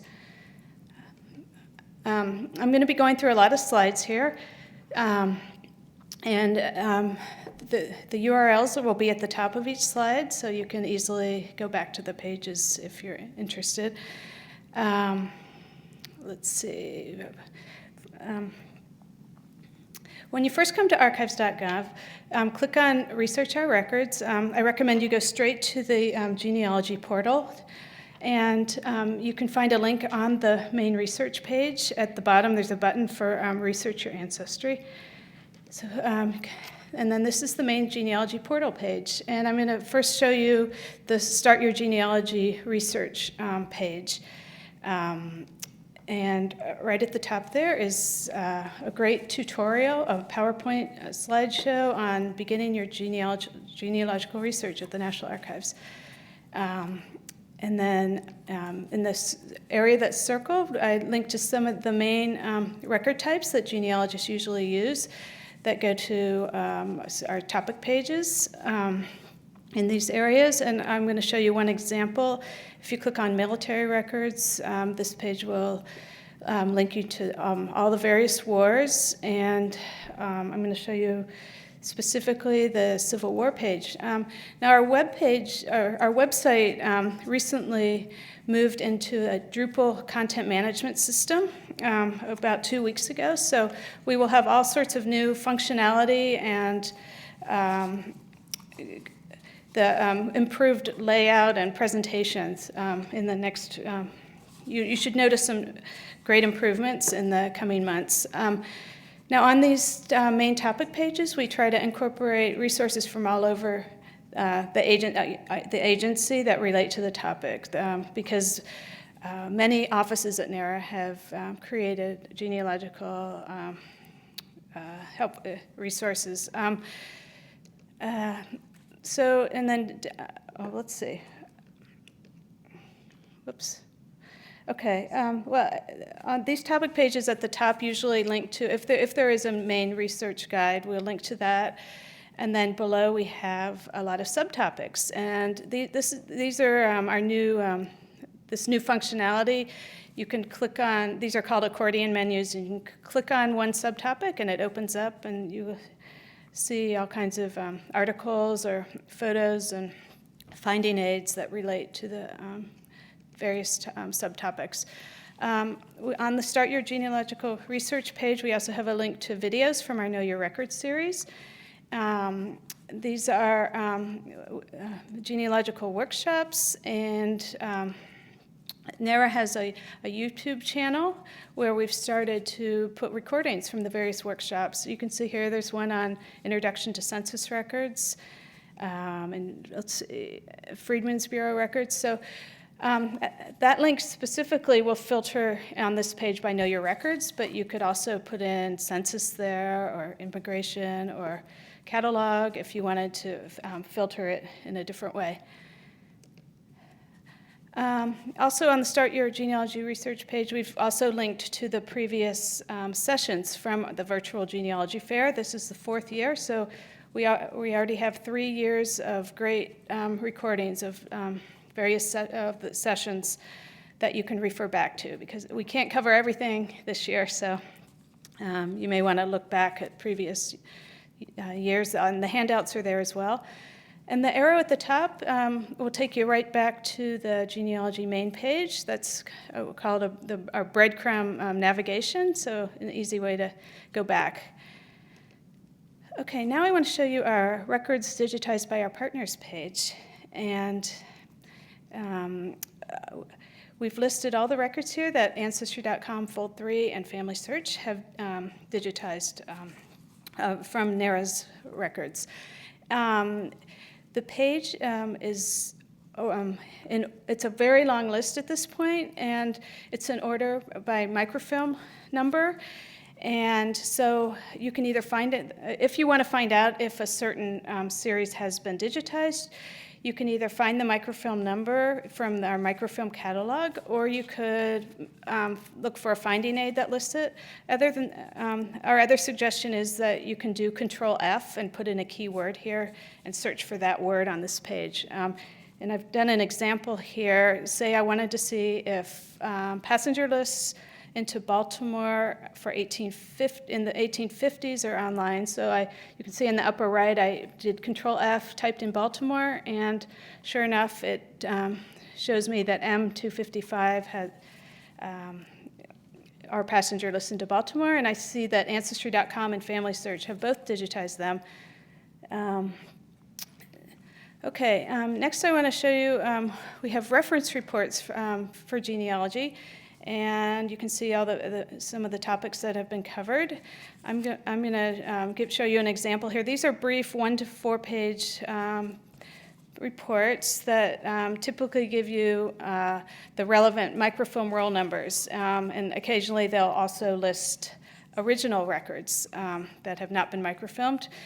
I'll show you just one for an example. If we click on Revolutionary War, you can see there's microfilm rolls for compiled military service records, pension and bounty land warrants, and then other records. And under the other records, you might find some records that you didn't know about, some new sources for you to check out. We have our most popular topics right here on the main genealogy portal page. I also wanted to show you the ethnic heritage topics page. We are actively adding more content to this, so you should check back regularly. Right now, I just want to show you the Native American and African American sections briefly. If you click on Native Americans, we have they have a whole great section for genealogists, and if you click on researching an individual or family, we've got over 100 pages of great content on how to research all relevant records, including Indian Census, Indian Scouts, the Dawes rolls and other rolls, and Indian schools. So if you're interested in these records, I highly recommend you view the Know Your Records presentation on our YouTube channel from January of this year, and I've included the link there. There was also a session on this new guide in the 2014 Genealogy Fair. And then our African American research section has some really helpful information for getting started in these records. And I also wanted to show you that just last week we posted a whole new guide to Black history. And there is some helpful genealogical information in this guide. If you click on the Browse by Record Group or Collection at the bottom, it takes you to the different record groups organized by cluster. And in the genealogical cluster, as an example, I clicked on Bureau of the Census, and it takes you to a whole list of relevant series in the National Archives catalog. So this might be helpful for you. Let's see. Okay, and we have a page with more extensive list of topics related to genealogy here. And I wanted to just point out one more, the State Department Records of Genealogical Interest. And the session at 2 o'clock today will be addressing these particular records. But I just wanted to show you that they do have their own webpage here. And there's a discussion of passport applications, visa applications, birth, marriage, and death notices for Americans living abroad. And let's see, and then back on the main genealogy portal page, at the bottom, there's a link to the History Hub. And this is our new crowdsourcing tool where you can ask and answer research questions. And Kelly will be talking about this as soon as I'm finished here. And then we also have a link to scan records in the hub. And the Innovation Hub is a new office in Washington, D.C., and it includes a large scanning room where the public can come in and scan NARA's records that are in the archives. We're focusing now on 19th century military records, primarily War of 1812 and Civil War, pension, bounty land, and service records. Since we opened in July of 2015, about 80,000 pages have been digitized by members of the public, and that represents about 3,500 different files.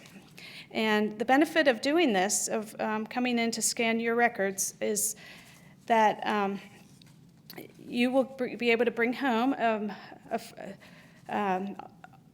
all the scans for free, as well as within a couple weeks, the records will be uploaded into the National Archives catalog, so you'll be able to access them anytime.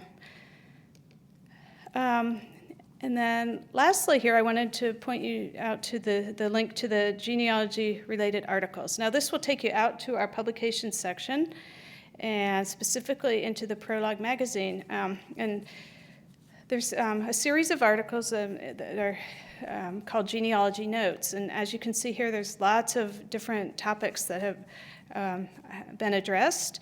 And for instance, under African American history, there's, let's see, you can learn about doing research on ancestors from the West Indies, or Buffalo Soldiers and Black infantrymen. Let's see, under census, there's some articles on, let's see, U.S. Census schedules for Americans living overseas, or the forgotten federal census of 1885, Native Americans in the census. So there's a lot of really great information in these articles. Under immigration and naturalization, there's an article on find out about the alien files. Then there's one about U.S.-Canadian border crossings. And while you're in the Prologue magazine section, you may want to look beyond just the genealogy notes articles and go to the, if you click on previous issues, you'll see a comprehensive list, and that may not have made it into genealogy notes. So here's one on your family archives, preserving textiles.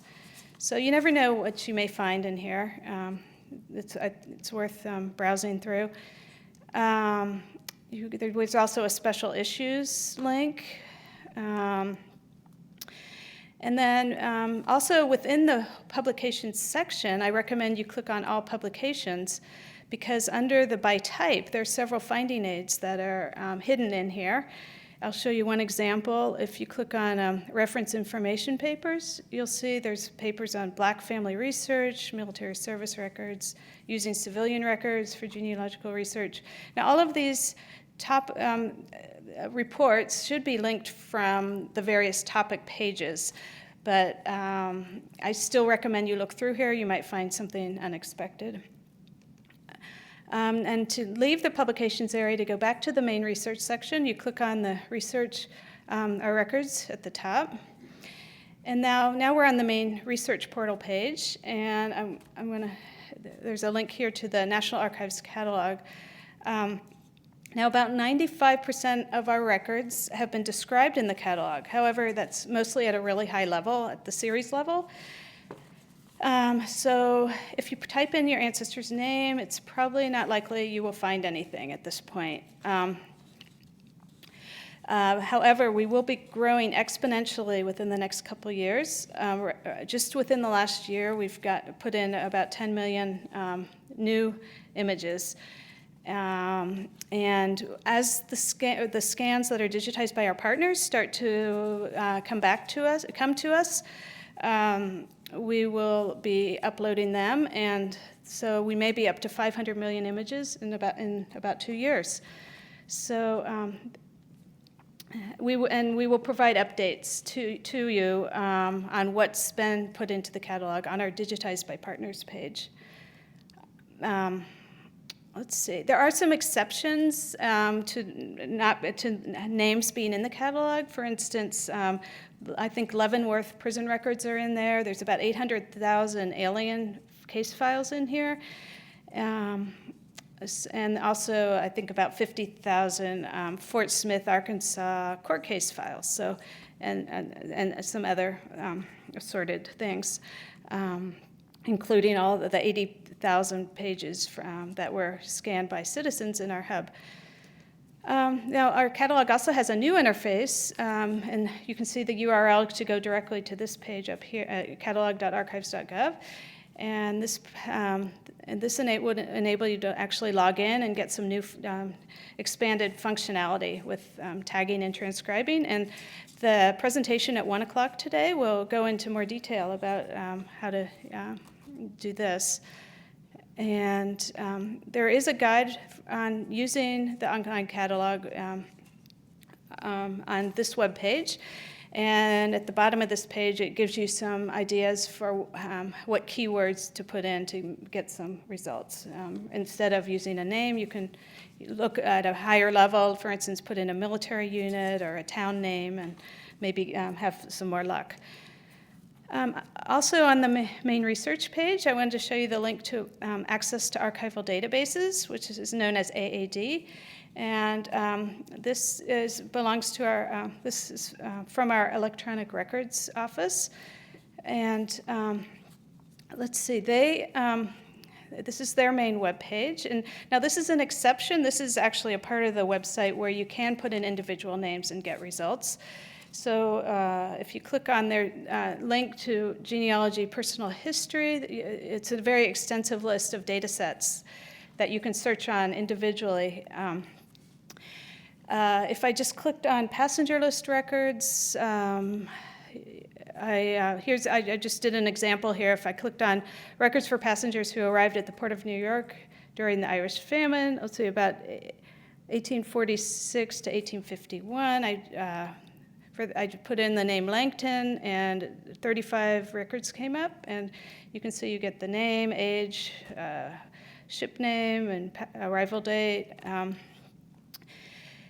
And the electronic records folks have also put up a web page that has more detail on all of the data sets that would be helpful for genealogists. And here's an example of the World War II. They have enlistment records, casualty records, POWs. You can see, if you're interested in exploring AAD more, I highly recommend you view their in-depth sessions from the Genealogy Fair in the last 2 years. And there's also a Know Your Records workshop video available online. And you can also email them directly with any questions. Okay, now I want to show you some of the great finding aids that our regional archives have prepared. Let's see, if you can click on Visit Us from basically anywhere in the website, and it'll take you there. And then here you can filter. If you click on Research Facilities, it'll filter just those, filter down. I've listed, but I think an easier way is just to go to the footer on that page, and there's a link to each facility. Now, the regional archives each handle a certain number of states, typically right in their region, and they hold unique records from local federal offices. So you might be most interested in viewing the finding aids for the facility that handles the states where your ancestors lived. And I'm going to quickly just show you a sampling of some of the finding aids that you can find here. In Atlanta, I've circled the states that they cover. And if you click on Research Guides and Resources, and then here you can see all the different topics of finding aids they have. I clicked on African American history, and they have slave manifests for various towns and listed by slave owner as well as alphabetical by slave name. They have Tuskegee patient medical files indexed by name. They have Atlanta federal penitentiary case files, name indexes. And then here's Kansas City. They serve Iowa, Kansas, Missouri, and Nebraska. And they have a whole link here to name indexes and the subject list. I'm going to show you, they have an example here. I click on Iowa alien personal history statements, and by name, birthplace, nationality. They have the Pipestone Indian student files indexed by name, the name index to canceled, rejected, and relinquished land entry files for several towns. They have a naturalization index for several cities as well. This is, and then Denver, if you click on online finding aids, they have a last name index to naturalization records for New Mexico. Fort Worth, you click on Research Guides and Resources, and they have a growing list of finding aids. And for an example here, I clicked on district court records in Oklahoma, and it took me to a section on naturalization records. If I click on naturalization certificates, takes me right into the National Archives catalog, and there you can see that there's a link to Ancestry, so it shows you that these have been digitized. We do have a comprehensive page that lists the finding aids from all the different regional archives. However, I recommend that you go directly to the regional locations web page, finding aid web page instead, because just it's likely to that will be the most up-to-date source. We also have a page on free databases at the National Archives facilities. On the left here are all the subscriptions that we have that you can come in and use at any of in the archival research rooms around the country. And then the free everywhere links go to, you can see the Family Search, Ellis Island, New York Chinese Exclusion Index, and some other databases. Now, we also have I showed you before the genealogy topics page, but we also have a broader research topics page, and although these are not specific to genealogy, you may find some other information, topics here that can help you in your research. For instance, exploration and westward expansion, or cities and states. Okay, now down at the bottom, in the footer of both the genealogy section and the broader research section, there's some great additional links to resources. If you click on by media type, I want to show you some of the resources from our photographs, and still pictures, and cartographic units. If you click on photographs, you will see a list of selected photos on topics that can be of interest to genealogists.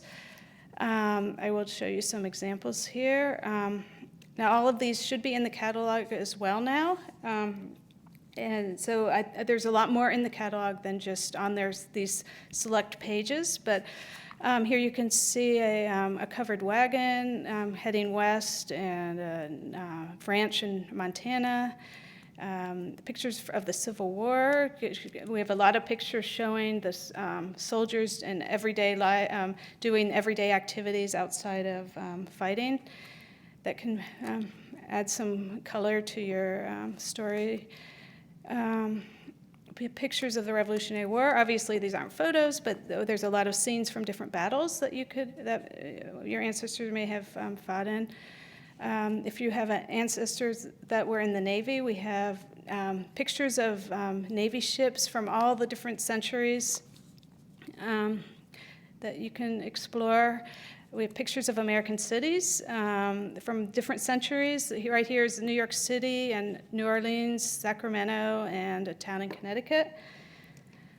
There is a still pictures guide online that gives more detail on the different records they have. And here's some links into the catalog with some of the series that have been of particular interest to genealogists. Next, I want to show you some resources from the cartographic unit. Let's see. Genealogists often use maps at NARA for getting the census enumeration district maps, township survey plats, military maps of battlefields. There's captured and abandoned property during the Civil War maps. And they have a guide online, and I've put the URL at the top there where you can get more detail. We have a whole guide to Civil War maps on our website right here. Okay, next I want to show you the link to the Archives Library Information Center, and this is known as ALEC. And the librarians in ALEC have put together some wonderful pages under Reference at Your Desk, and they have a specific genealogy page. And as you can see, the benefit of these pages is besides linking to NARA resources, they're also linking to many external resources. So, as you can see here, they have how to do genealogy, and the section on state archives and vital records, and besides just their genealogy page, they also have wonderful pages on military resources and a lot more. Also, in the footer, you'll find a link to our Researcher News newsletter. And if you want to be kept up to date on great news for researchers at NARA, this is, I highly recommend you subscribe to the newsletter. The recent issue, for instance, had a great article on updates to the National Archives catalog. They had an article on what's new in AAD databases, as well as information on what's going on with the Innovation Hub scanning project with the War of 1812 scans. So you can subscribe by going to the Researcher News main page, and there's an arrow going to the link where you subscribe. Up at the top arrow there is linking to our blogs. And I believe this link the blog link should be found throughout the website at the top there. Offices throughout NARA are now creating their own blogs, and several of these have really helpful genealogical content. I know Narrations has several articles related for genealogists, and I'm just going to show you one example here on the text message blog, which is developed by our textual records unit. One more thing is there are links here to subscribe, so you're free to subscribe to any of these. The text message blog has a whole genealogy category on the right, and I clicked on that, and here's an article on where to begin researching War of 1812, and one on accessing veterans records. So you may find some really helpful information in here. Most of what I've been talking about are linked to from these two web pages, the Genealogy Resources and Online Research Tools and Aids. And feel free to send us any of your suggestions for how we can improve our website. You don't have to wait to get our online survey to let us know what ideas you have. We regularly do incorporate the public's our public feedback. So thank you very much. And now Kelly will talk to you more about the History Hub.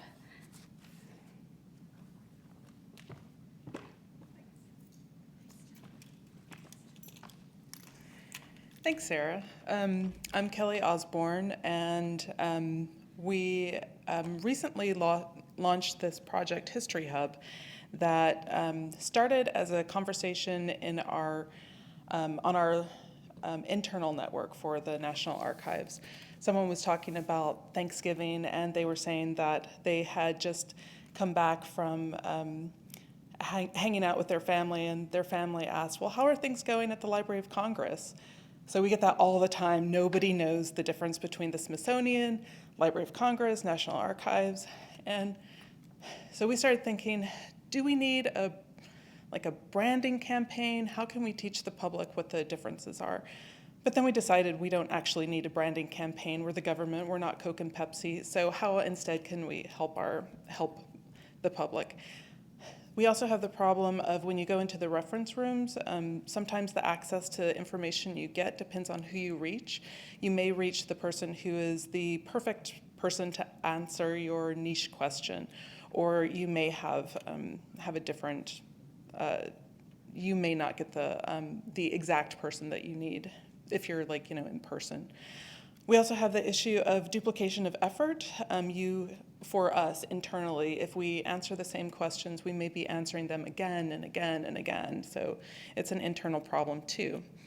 The solution, we thought, was what if we try to create a platform that mirrors what tech companies are doing, how tech companies are answering questions. So what is History Hub? It's the result of ongoing research into how other organizations communicate with and serve their audiences. We researched the federal government internal and external platforms for about maybe 2 years altogether. It's also a place where researchers and genealogists can engage with subject matter experts at NARA, not just NARA, but in the field. We have professors on the network and also genealogy experts.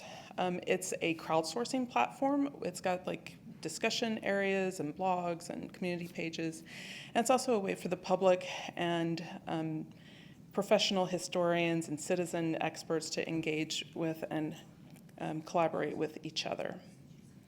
Our primary audiences are genealogists, researchers, and veterans, because these are also the people who are most likely to be looking for information on our website. We've got a couple interesting discussions that have come up recently. This one I love. So this may take just a minute to open on the internet, the interwebs. You know, it'd be hilarious if we don't actually have access to it. Oh, yay, it opened. Diane's like, don't say that, you do not jinx us. Okay, so here's an example that we love. Somebody in in the Netherlands asked, where can she find a picture of this captain? She had adopted his headstone at an American cemetery, and she wanted to have a picture of what it looked like when she's caretaking. So we have our internal experts who are trying to help her, like how you would research this through the National Archives. It was great. They gave her great information. But what was really awesome is this guy actually found the picture for her. He said, try this link. It's not a very good picture, but he uploaded it on a file sharing, image sharing site. And it ended up being the exact person that she was looking for. And she was like, delighted. She had this picture where she puts flowers now. Okay, then, Okay, we also have tons of genealogists. Here we have, I won't click on the link because now I'm a little nervous, but a novice family historian was looking for a relative who had immigrated to America in the early 1900s from Denmark. Because she was a novice family historian, she didn't know that sometimes people's names get changed. So she asked a question. I think within a couple of days, somebody had answered that the name change may have been like these 4 possibilities and linked to it on, I think it was like Ancestry or something like that. And within 2 days after that, she ended up finding a relative on Facebook. That was pretty awesome. And then we also have a surprising number of people from other countries. I guess not so surprising, since surprising for us. We weren't really expecting that because we're the National Archives in America, but we've got a lot of people who are international, so we have questions that are asked and answered in different languages, which is pretty awesome. So how does it work?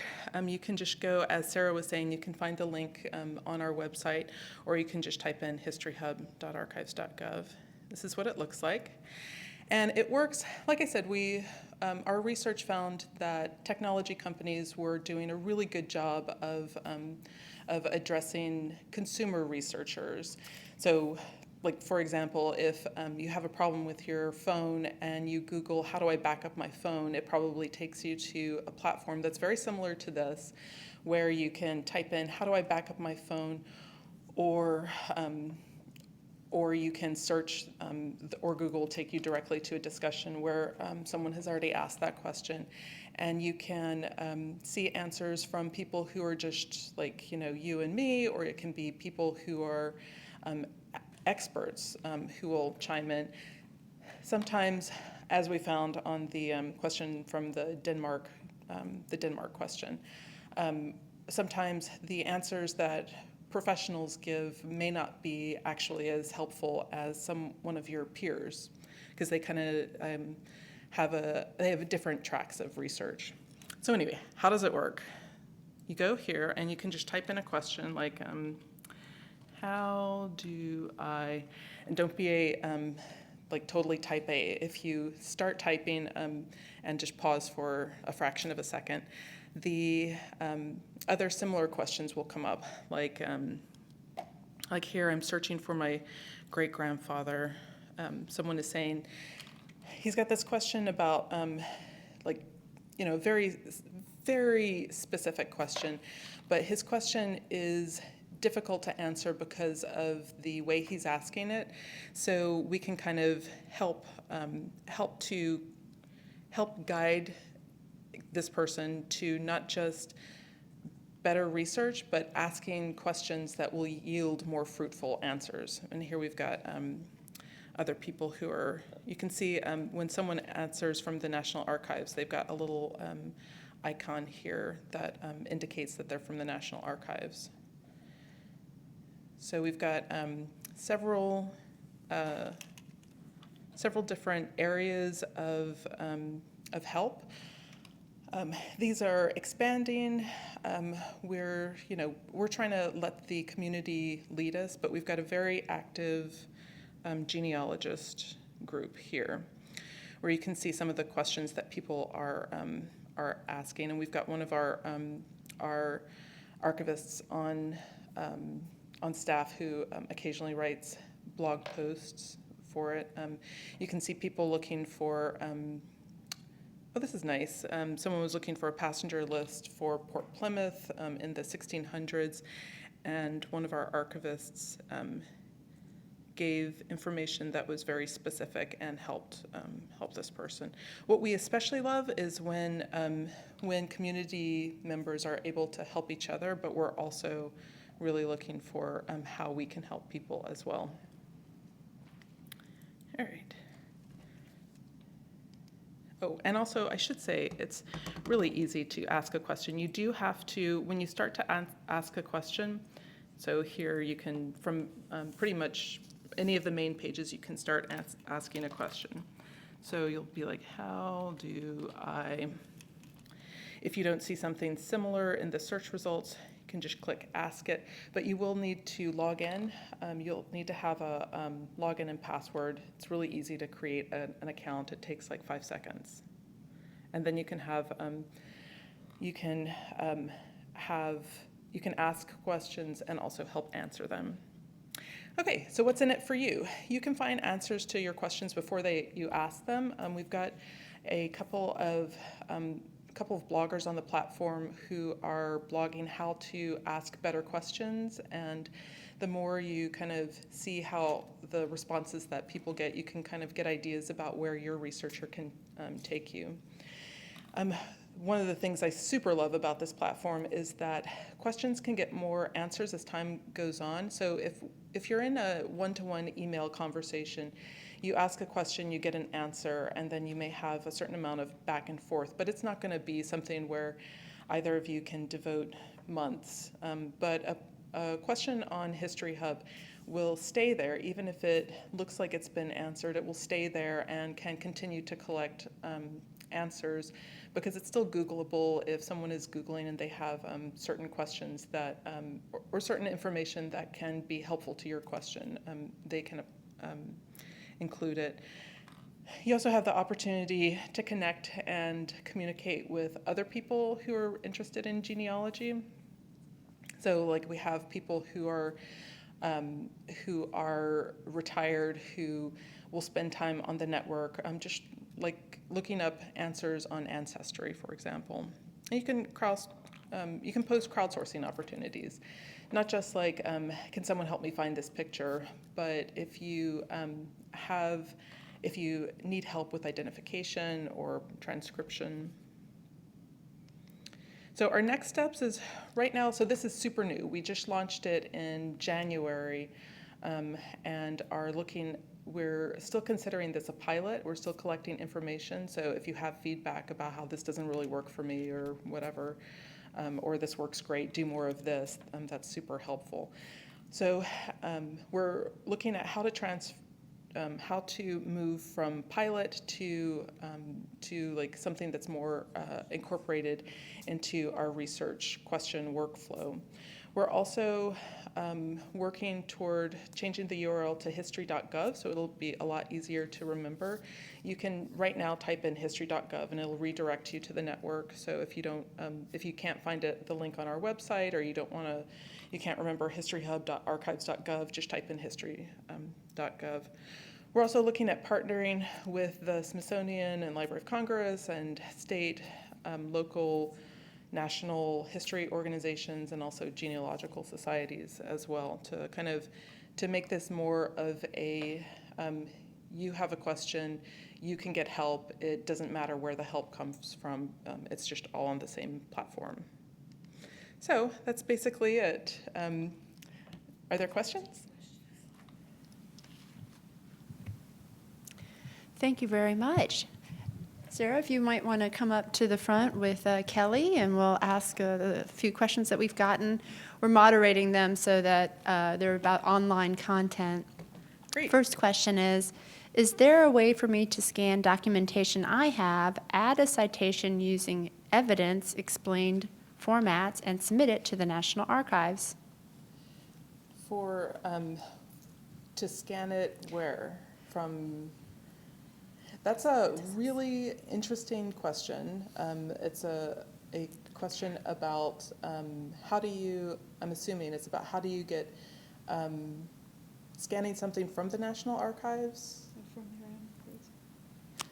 Unfortunately, we don't have an explanation. It just says, is there a way for me to scan documentation I have, add a citation using evidence-explained formats, and submit it to the National Archives? That is a great question. What you're going to want to do is wait for the next session, which is on citizen archivists. And Kelly is giving a thumbs up to our next presenters who are in the room. Next question, can experts who aren't National Archives staff be identified in the system? Yes, we're totally looking at how do we do that. So we're working on a process of so we want to have experts who are identified as experts. They'll have like a badge. So if they're from the Smithsonian or Library of Congress, they'll have a Smithsonian or Library of Congress badge. We're working on how do you identify an expert who's, say, a professor or someone who has extensive experience elsewhere. So we're working on that. If you have suggestions, please email. We'd love to hear it. But we're working on that for version 2 of the network. Thank you both. So that concludes our question part, but I want to let you know that you have a lot of compliments and they're just overwhelmed by the amount of information that you've provided, and they plan to watch your session over and over again, which you can do because we'll leave this video up forevermore. Thank you. And here, I'll turn this over to Diane. Thanks, guys. Hi, our next session starts at 1 o'clock, and so I'm sure those of you at home need some kind of break at this point, so we'll see you in about 15 minutes.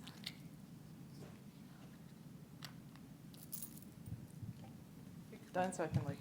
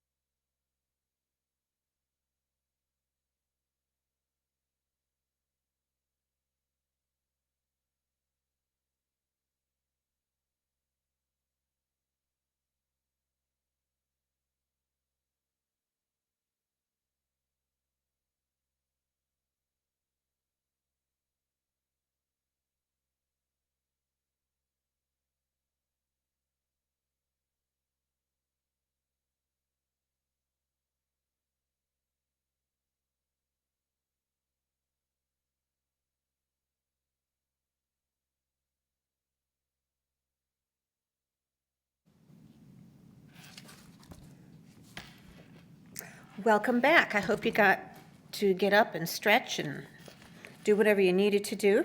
This is going to be session number 4 for the 2016 Virtual Genealogy Fair. This next talk is entitled, You Too Can Be a Citizen Archivist, Getting the Most Out of the National Archives Catalog. And we have 2 speakers for this session, Suzanne Isaacs and Meredith Doviak.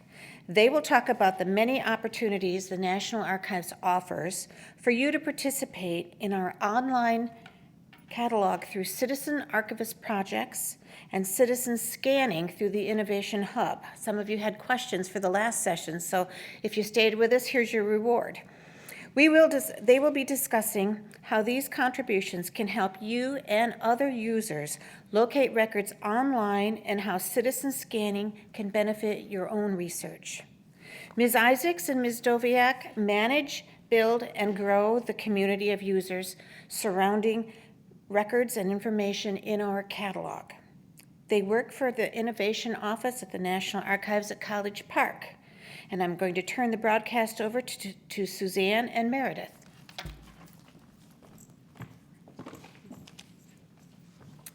Thank you, Diane. Good afternoon. My name is Meredith Doviak. Along with my colleague, Suzanne Isaacs, we're the community managers for the National Archives Catalog. Today, we're going to talk about the catalog and how you can participate as a citizen archivist. The National Archives Catalog is the online public portal to our records and information about our records. Our catalog allows you to search multiple National Archives resources at once. It searches across archival descriptions, digitized and electronic records, authority records, and web pages from archives.gov and the presidential libraries. The catalog also allows you to participate in enhancing historical records through tagging and transcription. Our job as community managers is to introduce you to the catalog, help you learn more about it, and the ways you can contribute to it. We work to create an environment that encourages communication and participation with the records in our online catalog. We get records and information out to users, but we're also taking information in from our researchers. Our ultimate goal is to enable limitless access to our nation's history, to create a vibrant community that contributes to the quality of our online records while elevating the understanding of history and its importance to society and democracy. So that's a pretty big job. How will we do all this? Well, lots of different ways. Today, we're going to talk about the National Archives Catalog and share tips on how to search within it.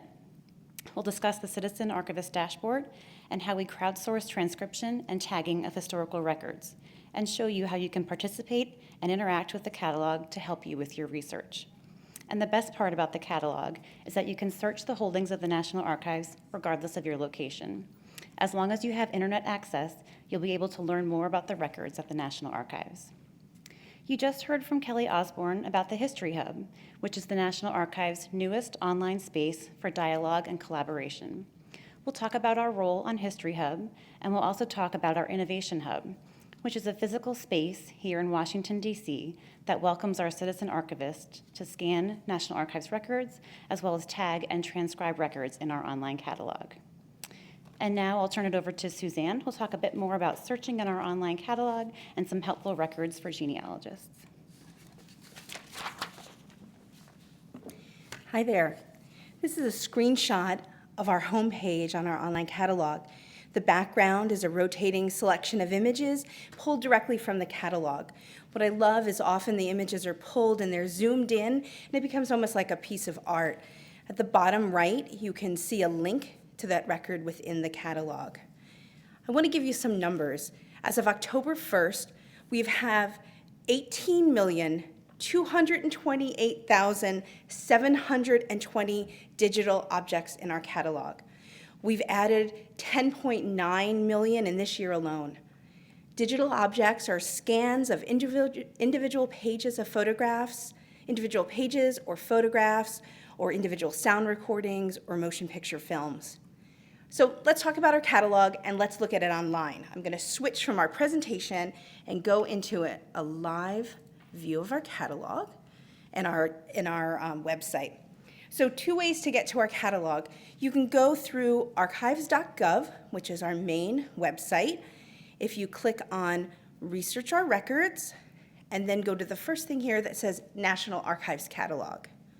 If you click on there, this is a landing page that gives you information about the National Archives Catalog, some updates. It will talk about what's new and search tips and accessibility and other nitty-gritty information that you might be interested in. There's another way to go to our catalog, and that's by going directly to catalog.archives.gov. So here we are, the main landing page of the National Archives Catalog. If I reload the page, you'll see that a new image will come up. Again, this is one of the examples of a zoomed-in image. And if we were to go down to the bottom corner, we could click on here and go directly to that record within the catalog. So let's talk about searching. We're going to go ahead and start our search right from here. It's a dialog box that it's a keyword search, like a Google search. So go ahead and type in a topic. I'm going to start with George Washington.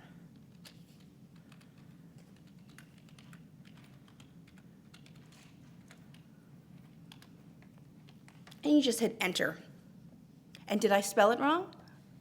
Sometimes that happens, you never know. Especially when you're live on YouTube. Yep, I did. I put an M instead of an N.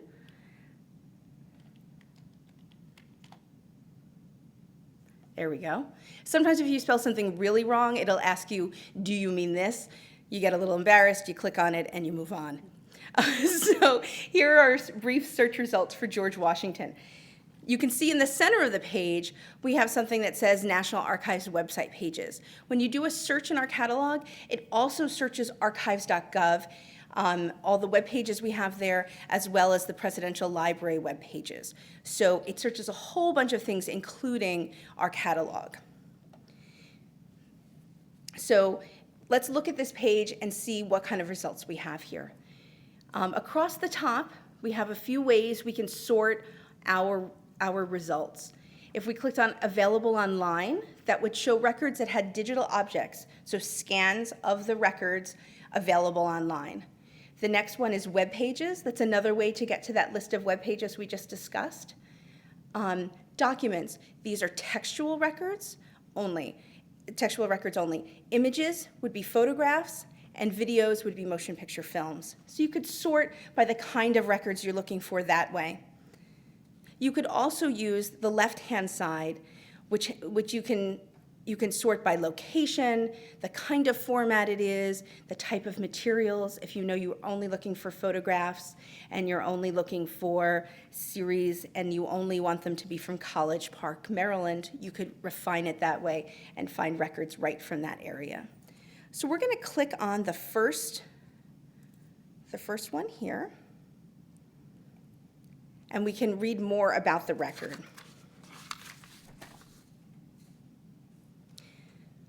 Let's go back to the main page with our search. The other thing you should know is that your results are in pages of lists of 20. If you wanted to change that, you simply click on here and pick 50, 75, or 100, no matter. So you can sort by how many you feel most comfortable looking at.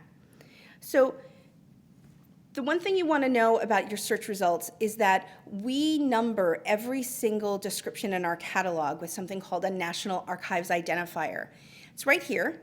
It says National Archives Identifier, and it's a unique number. You might hear archivists talking about a NAID, so National Archives ID. We kind of shorten it because saying National Archives Identifier is a lot to say all the time. So keep track of the NAID, the unique number that you find in a record that's interesting to you, because you can always just plug that number in right in your search bar, and it'll bring you directly to that record. So let's talk about what's online for genealogists. You have to remember that we're not Ancestry.com. So for the most part, you're not able just to type in a name and find records.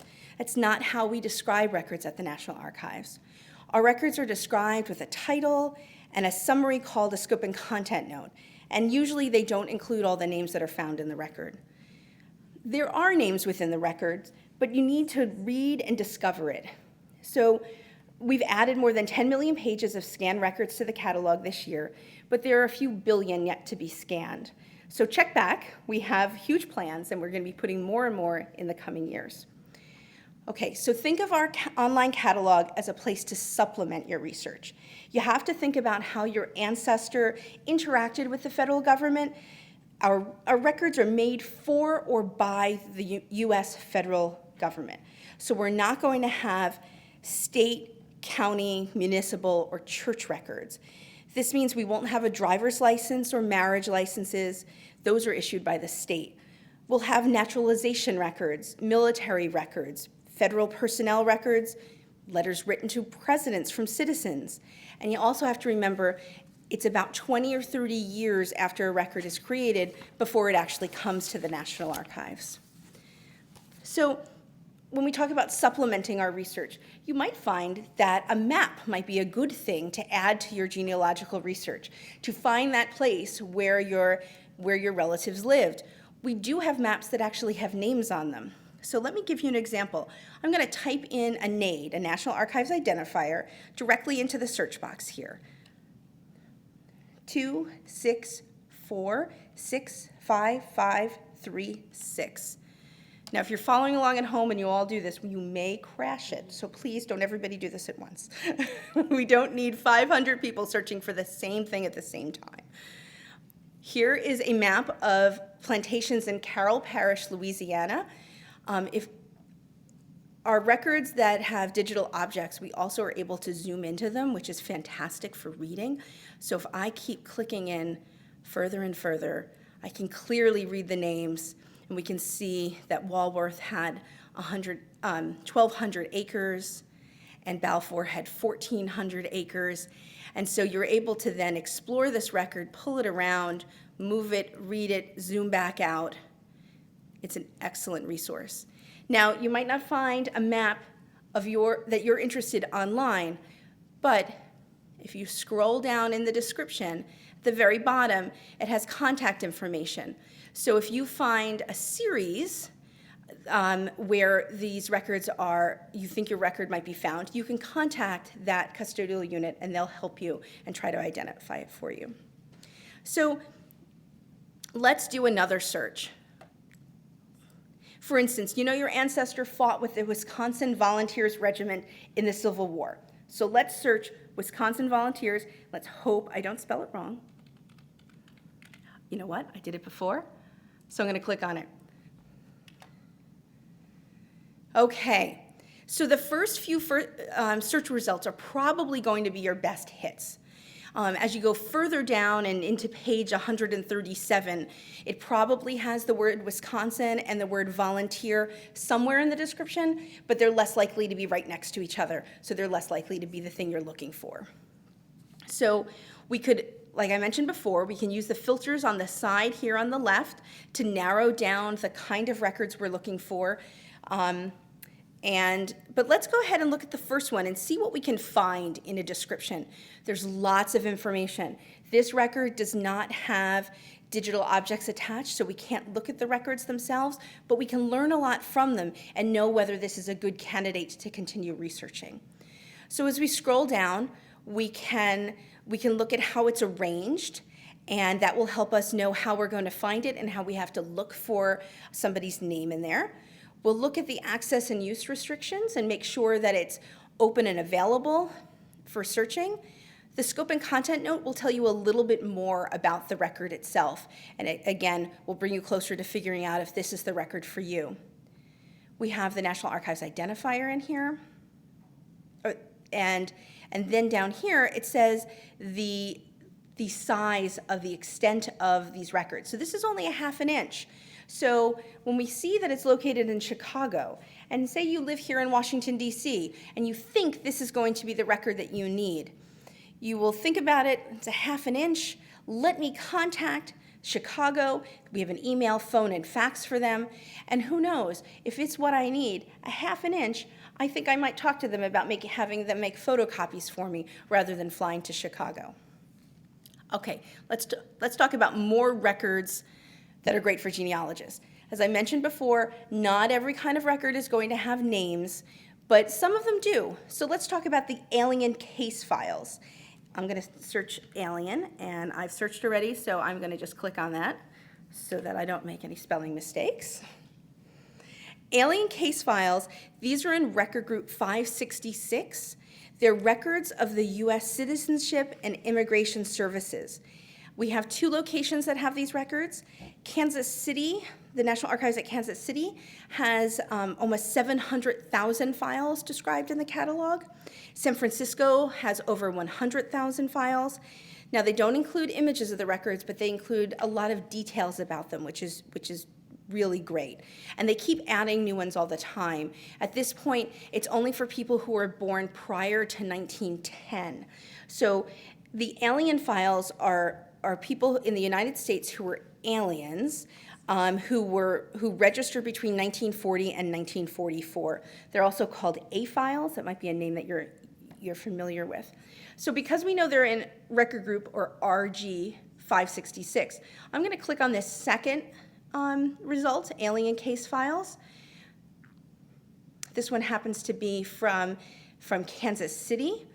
And as I mentioned, if we scroll down, we'll see, we can see more information about it. And we can see here that it includes 691,201 file units. In this case, a file unit is a folder, and that's for an individual person.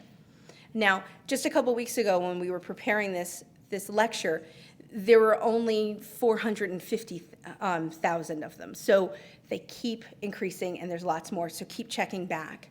So you can always click Search within this series and search for a name. I can click on the list of the series, and I can also type in a name right here and hit the magnifying glass or enter, and it will search for that name. So if you had someone's name who was Mary Smith, and you just put Mary Smith into the first search box in the catalog, it would be looking through so many millions of pages, and you might have a lot of Mary Smith that would come up. But if you were able to narrow it down to know that Mary Smith was a registered alien during World War II, now you're only searching almost 700,000 files, and there might only be 200 Mary Smiths instead of 2,000 Mary Smiths, or probably more than 2,000 Mary Smiths. Let's look at the first one, just so you can see the kind of information in here. So in the scope and content note, it lists some of the key details. It lists the birth date, it lists the country, and the port of entry, and the date of entry. So genealogists, these are the things you love. I know it, and I hope some of you will find some of your family in this list. Okay, other series within the catalog that actually have names. We're going to go through some of these a little quickly. They'll be in the slides, so you can look at those later.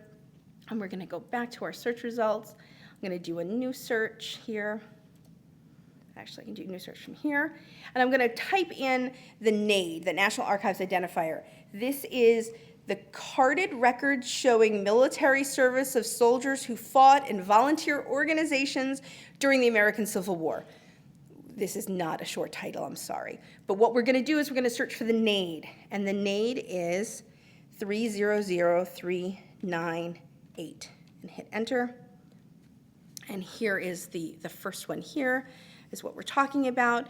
And again, there are lots of file units, so there are lots of folders on individual people.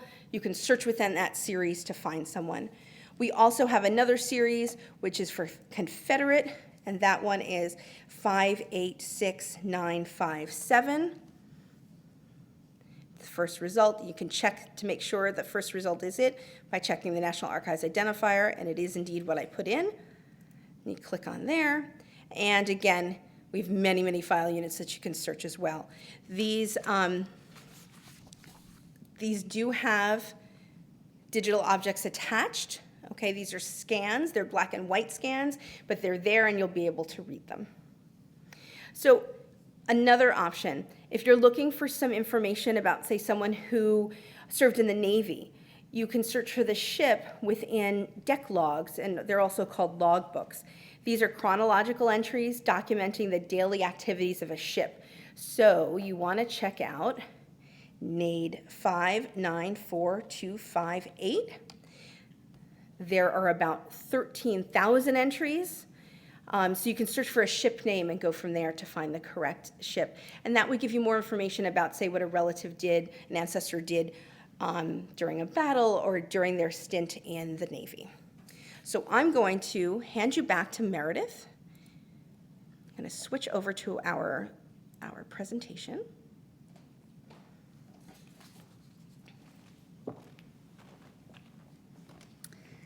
So as you can see, the holdings of the National Archives are vast. How do we make access to these records better, and how can we help you find what you're looking for? Well, that's where you come in.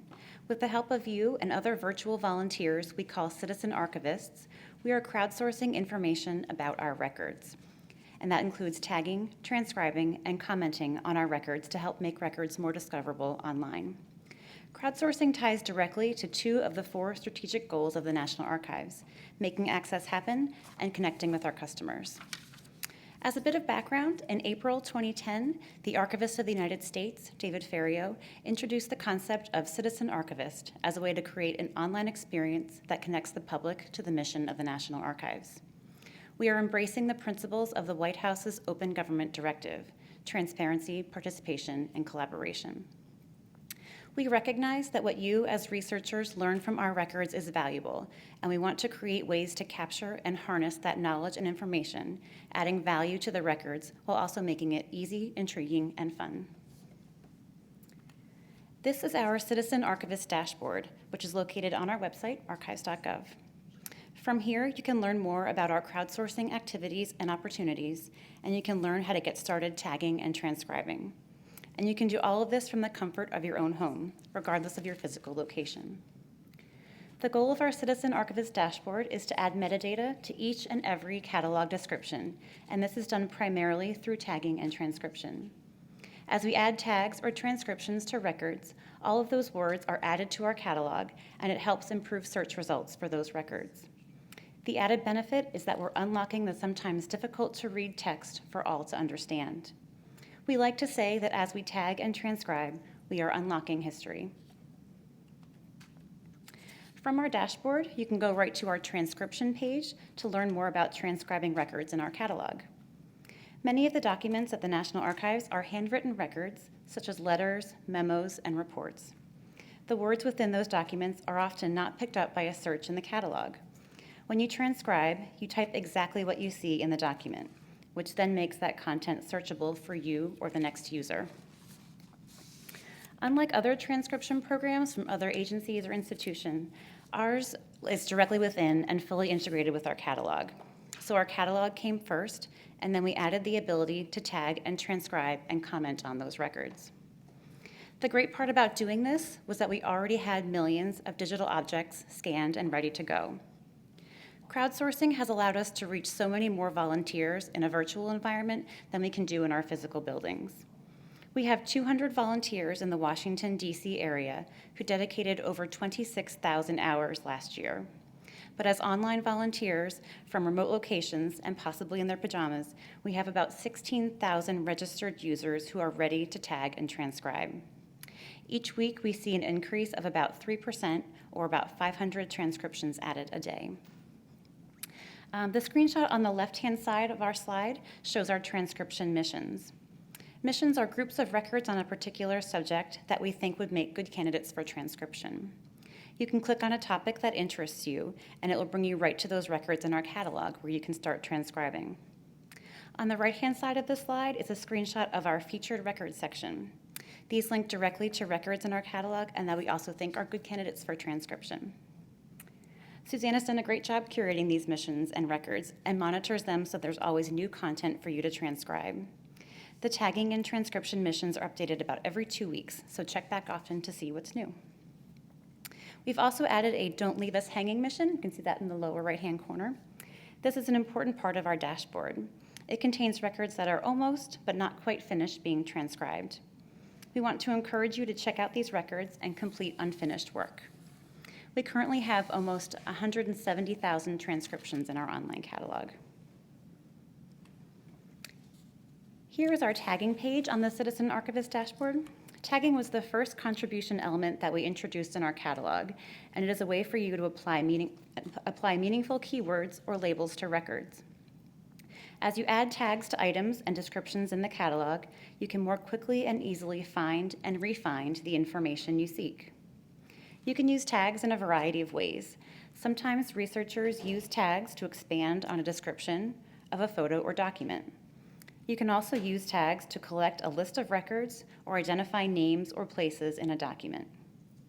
The best tags for photographs and graphic materials are when people identify objects or concepts not included in the title or scope and content note of the description. By adding this kind of metadata to records in the catalog, you help make content more discoverable online.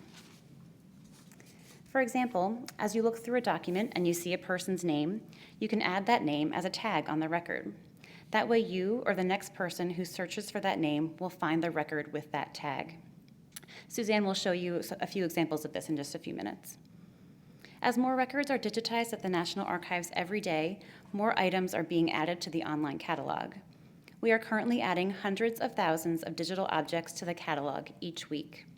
With all that information available online, tagging is just one of the ways we can help catalog users locate records at the National Archives. Just like with transcriptions, tagging can be found on this mission page, or you can tag while you're searching the catalog. Tagging is a bit easier than transcription. There's less of a time commitment, and you're adding keywords that describe what you see. We currently have more than 200,000 tags in our catalog, so keep up the good work and keep tagging and transcribing. I'll turn it back over to Suzanne now to show you some great examples of these types of contributions in our catalog. Okay, we're going to go live into the catalog. So I'm going to switch over here. I wanted to show you one thing first. You want to find Citizen Archivists. You want to figure out how to get to those dashboard missions that I know all of you are trying to find right now as we're still talking, because you're ready to start transcribing. If you go to archives.gov and you scroll down, it says information for Citizen Archivists. If you click on there, that's where you get to that landing page, and you can choose tag images and records, transcribe historical documents. Those are the main things that we were talking about today. And it'll give you instructions of how to get started as well, and then also how to click on to the missions. So I'm going to show you how tagging and transcription works in our catalog. We're going to look and just search. I'm going to go right into a record.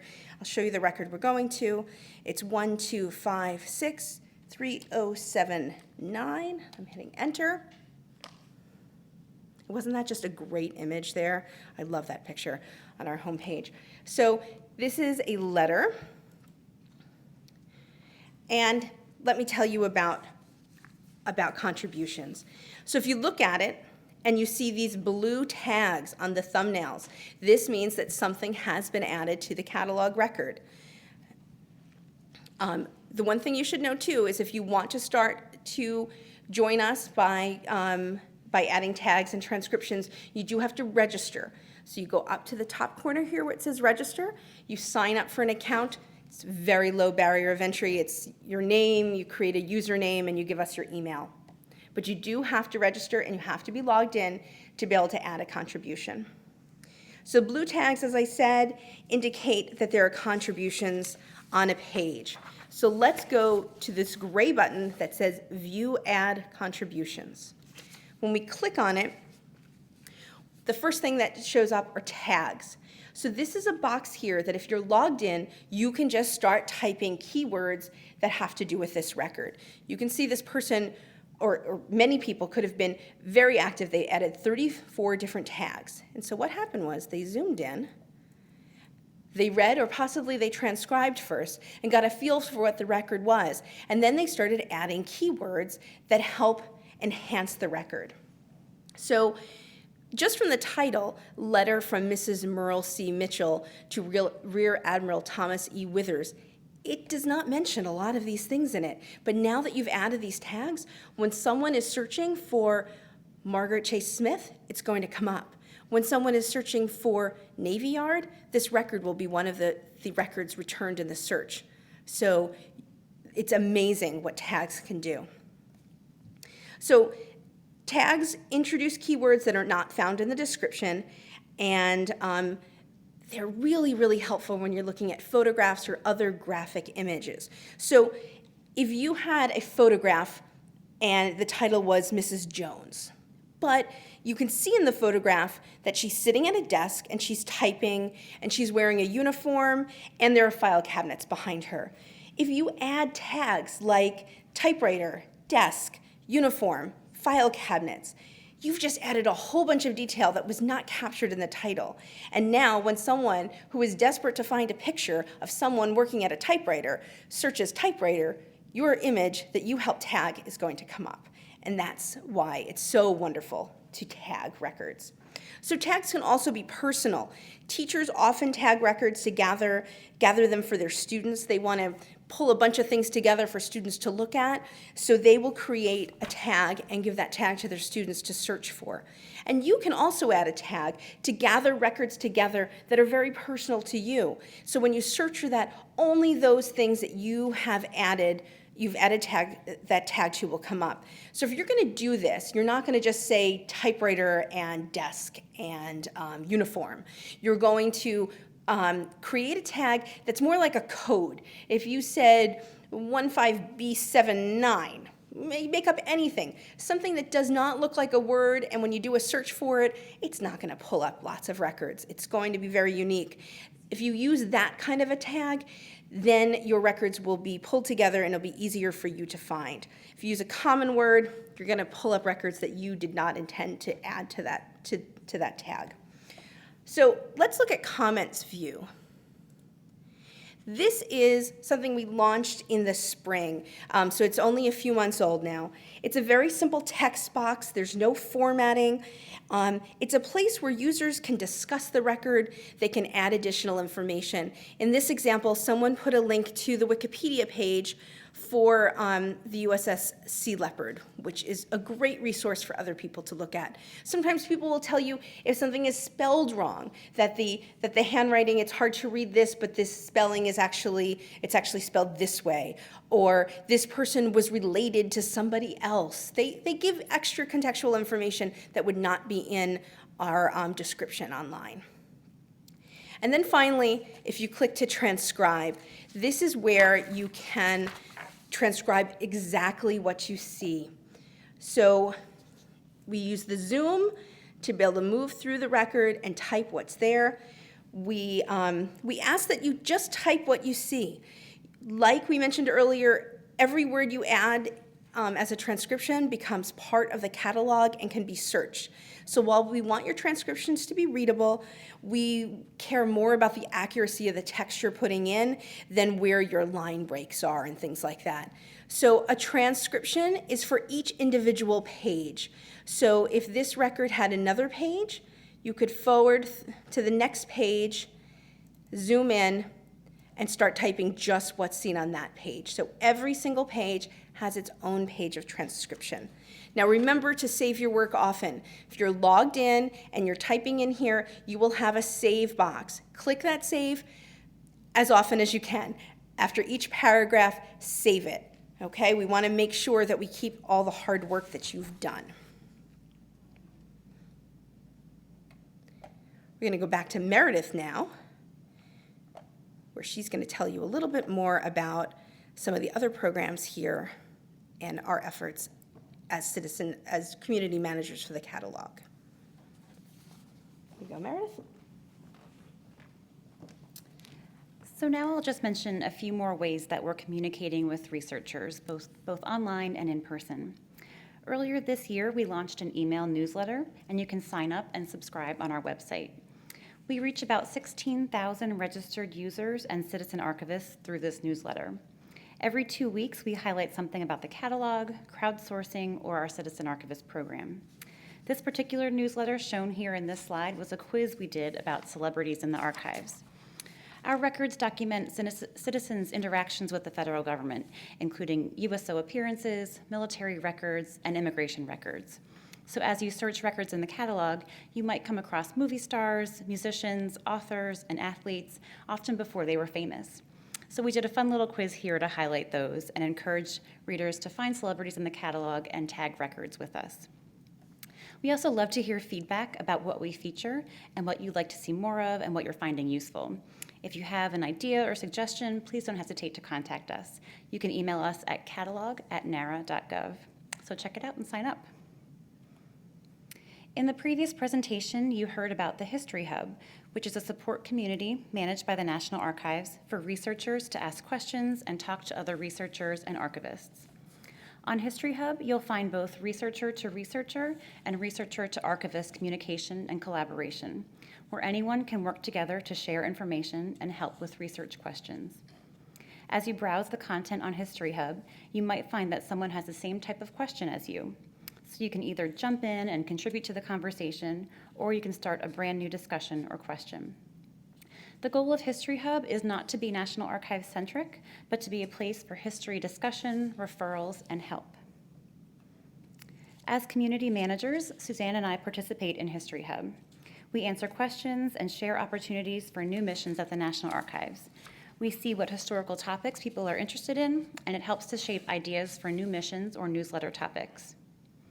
We're the community managers of this transcribers group on History Hub, which is a place for transcribers to virtually meet each other, share tips and strategies, find new challenges, and get support for your work.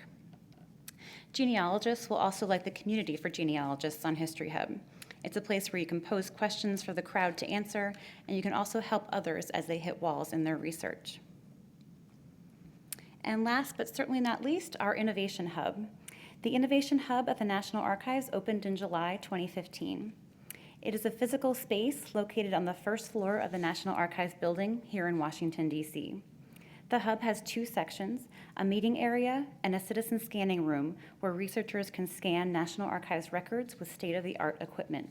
There's no cost for doing this. It is free to use our equipment and scanners as long as you also contribute a copy of your digital scans for our online catalog. Since the launch of Innovation Hub, we've uploaded more than 57,000 citizen-contributed images of pages of records to the National Archives catalog, making these records available online for the very first time. The participants receive copies of their images and are recognized for their contributions in the National Archives catalog. This citizen scanning effort is an extension of our citizen archivist and digitization efforts. The Innovation Hub also has public computers in the meeting area. Users are welcome and encouraged to participate in tagging and transcription in the catalog while you visit or while you're waiting for your records to be pulled. So citizen scanning, how can this benefit you? Once records are scanned, more researchers have the ability to study records without having to physically handle those records again. It also makes it easier to transcribe and tag these documents by enlarging the images on a computer screen. We ask that researchers coming in to scan commit to scanning at least a file unit worth of material. And again, scanning is free and easy to do, and you don't have to bring your own equipment. You can then immediately take home a copy of the images you scanned. Our Innovation Hub also hosts in-person events such as Scanathons, Transcribathons, and Wikipedia Editathons. While these events are hosted in person, they often also have online participation components, so you can join remotely. Just some numbers for us. We have some updated numbers since we created this slide. Since the Innovation Hub opened in July 2015, we've scanned more than 70,000 pages, more than 3,000 files, and we've welcomed nearly 300 citizen scanners in our Innovation Hub. We hope that you've learned a little bit more about our online catalog today and ways you can participate as a citizen archivist. We thought we'd close by talking about a few of our favorite things about the catalog. For me, first of all, there are so many fantastic images in our catalog. This particular image is one of my favorites. It's a photo of women lumberjacks working together after a 1938 hurricane in New England. And keeping on that theme, I'll jump back to the catalog.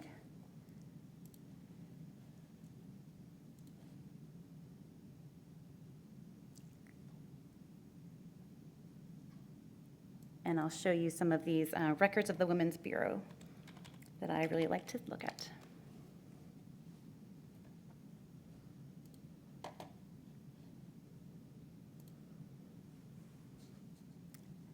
There's just some great images here in the catalog, and there's always something new to look at. I also love how the catalog makes records of the National Archives accessible to anyone, anywhere in the world.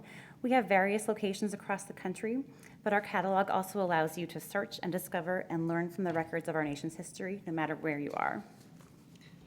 I also love that there's always something new in the catalog. We're digitizing records every day, so every time I go back, there's something new to look at. Some of my favorite records are patent drawings. They can be beautiful, amazing, and even a little absurd. So I'm going to show you one record that's one of my favorites, 594412. It is a patent drawing for a flying machine. So in case you want to build one of your own, I've zoomed in a little bit so you can see here.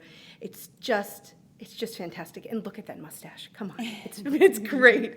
And then another favorite is 302040. And it's a letter from Fidel Castro to President Franklin D. Roosevelt. It seems normal, right? Castro writing to Roosevelt. Well, he's 12 years old writing to President Roosevelt. And my favorite thing is on the second page, where we can zoom in, and you can see what Castro is writing as a boy. And he writes to Fidel Castro, "If you like, give me a $10 bill green American in the letter, because I have not seen a $10 bill green American, and I would like to have one of them." So you never know who you're going to find in the archives. I think that's our presentation. We have lots that we could show you, but we're only allowed to have an hour, and we still have to answer your questions. And that's because we have so many questions for you. Oh, great. Thank you so much, Suzanne and Meredith. Our first question is, do quotation marks help narrow search results? Yes, they can. It will search for exactly what you've put within those quotation marks.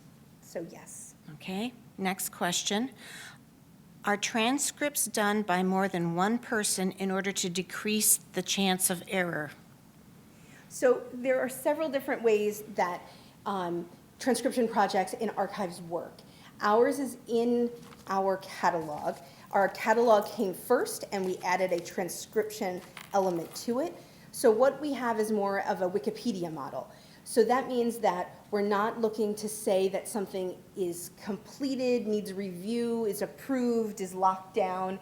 It's just people transcribe, and someone else who might happen to go by it might see a mistake, might see something that someone missed. They can then correct it, change it, fix it. And we think that it can only help. Thank you. Is there a way for me to scan documents I have, add a citation using evidence-explained formats, and then submit to NARA? I don't believe so. I think the only citizen contributed scans we'll take are ones that are done through the Innovation Hub. We can probably check on that, though, if you want to email us at catalog@nara.gov, and we'll do some more research for you. Of course, it'd have to be National Archives records. We wouldn't be adding any scans of anything that's not a National Archives record. But email us, and we'll point you in the right direction to talk to the right people. Thank you. If we find items that have errors in the NARA catalog description, what is the best way to add a note or submit a correction? I've found hundreds of photos with errors in the place names. So there are two things with this question. Sometimes we are given records from from the creator, and they make mistakes. So they have created the title, and they have put the wrong place name in. So the custodial unit still pictures will often tell us, we can't change it because that's the record's title. But, so if that's the case, you can use the comment field and say, this is actually North Dakota and not South Dakota, or whatever it happens to be. You can always write a comment, and we monitor the comments, and we check them, and we send them to the custodial units to see if something needs to be edited. And you can always email us at catalog@nara.gov and tell us what you found, and we will look into it. Doesn't mean it can be fixed, but we do our very best to make sure that we provide an accurate description. Okay, we're getting some comments that you need to stand closer to the microphones, sorry. both of you. We'll lean in. So there we go. The next question. I have actual postcards from World War I. Can I contribute scans of them? Probably again, if they're for National Archives records, The only citizen scanning we'll take are ones that are done through the Innovation Hub, but you can always email us. We can do some more research for you. Yeah, the National Archives has records that are made for and by the federal government. So a postcard that you may have may not be something that we can use. It's also, they come directly from the government to us, from the different branches and the offices. So we keep that chain in there. And normally, there's only some circumstances where we accept donations. So, but contact us. We'll point you in the right direction, and somebody will be able to answer your question for you. Okay, next question. Can more than one citizen archivist work on a record at a time? So when you're working on an individual page within a record in the catalog, that is locked down to one person who's working on it. So it'll give you a message. It'll tell you if someone's currently working on it, and so you have to wait and come back until they're done. But if you work on subsequent pages and keep moving through the document, you'll find a page that can be worked on. We have some records we ask to transcribe that might be 400 or 500 pages long. Don't think you have to start at page 1. Jump right into page 100 and start there. Every transcription helps us. Okay, thank you. How about using high-quality digital cameras in the Innovation Hub? They are so much faster than scanners. We are looking at many different options. If you have some good ideas, you can send it to the Innovation Hub, and they'll be able to answer your questions about what they have explored and what they're using in the lab. Their email address is innovationhub, all one word, @nara.gov. It's innovationhub@nara.gov. Yes. Okay. How about old Army photos and cars from the military? If you want to find them, you'll find many of them in our Still Pictures branch. You can search our catalog and narrow it down to still pictures and to photographs, and search there. And if you're not finding what you want, you can go ahead and send them an email, and their email address is within some of the descriptions there, and they can help you. And our final question, I have many World War II letters from my father. Would you want these scans? Unfortunately, no. Again, the records of the National Archives are things that are made for or by the federal government. So you might find another archive that collects military history and letters and things like that might really like them. A local historical society. Yeah, yeah. Okay, thank you so much, Meredith and Suzanne. Our next session starts at 2 o'clock, so those of you at home, you've got a 10-minute break. Thank you. Thank you. Thank you.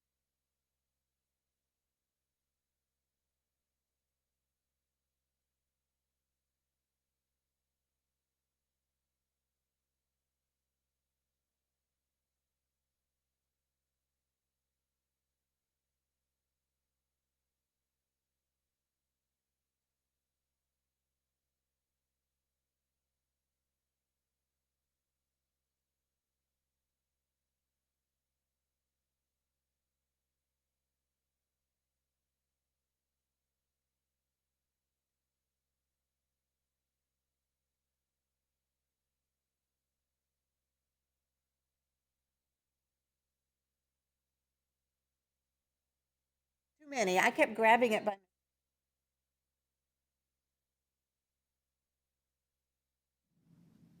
Welcome back to the 2016 Virtual Genealogy Fair. If you're following along from home, this is session number 5. The lecture is Department of State Records for Genealogical Research, and our speaker is David Pfeiffer. During this session, David will discuss Department of State documents, including information on passports, visa, birth, marriage, and death reports, and state personnel records. David Pfeiffer is an archivist for research services at the National Archives at College Park, and I'm now going to turn the broadcast over to him. Dave? Well, thank you very much. I appreciate the opportunity to talk about Department of State Record for Genealogical Use. Basically, I'm going to be talking about 2 record groups today. Record Group 59, which is the general records of the Department of State. And as part of these records, we have the name cards, the passport applications, visa correspondence files, birth, marriage, and death reports, and the Department of Personnel files.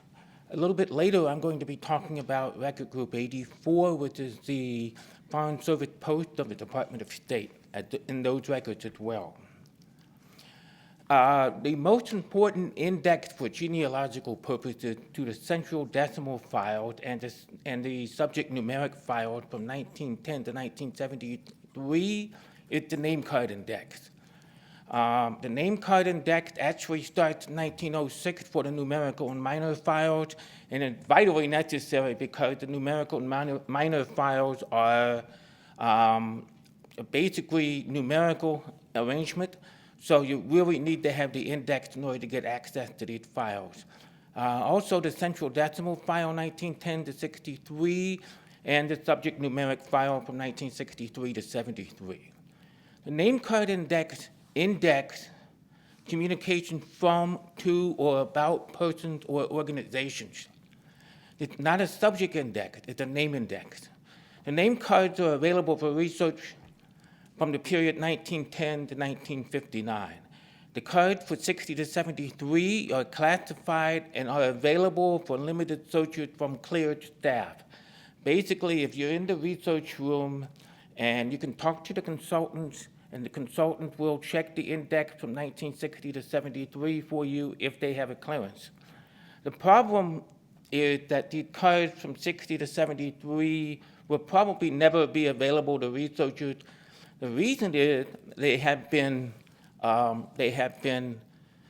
include the first or the half of the first page of the document, and it's almost impossible to review hundreds of feet of name card boxes that have the documents on the front. A couple of examples of name card indexes from famous people who I'm sure you know. One of them is George F. Kennan, who was an ambassador to Russia and to Yugoslavia after World War II, and was the author of the State Department containment policy during the Cold War. This index listed 123 file, which in this particular document is appointment as Foreign Service Officer. The 123 files are basically your personnel files for Foreign Service officers. And also, we have a card for Ernest Hemingway, 1937, and he was an American visitor to Loyalist Spain, and it's an 852.00 document, which is basically internal affairs for Spain. The other card is Professor Albert Einstein in 1930, and this is his visa correspondence file, and this particular document talked about his diplomatic visa.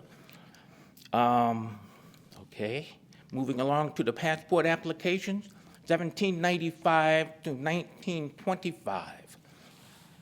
The department had issued passports to U.S. citizens traveling abroad since 1789. U.S. citizens were not required to have a passport until 1941, except for the Civil War period of 1861 to 62 and the World War I period of 1918 to 21. Passport applications may provide information about marital status, date and place of birth, naturalization, occupation, and other family members included on the passport.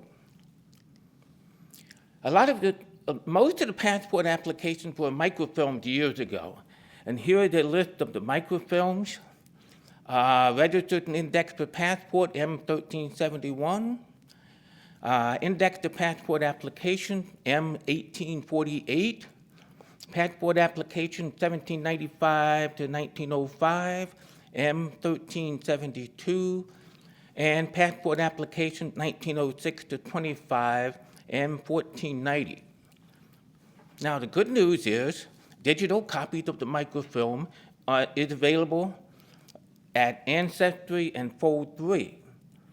These websites are subscription-based, but they are free at any NARA research facility, which means that you can come to the National Archives downtown Washington, D.C., or the National Archives in College Park, or any of our field offices, and use Ancestry and Fold3 for free at those sites.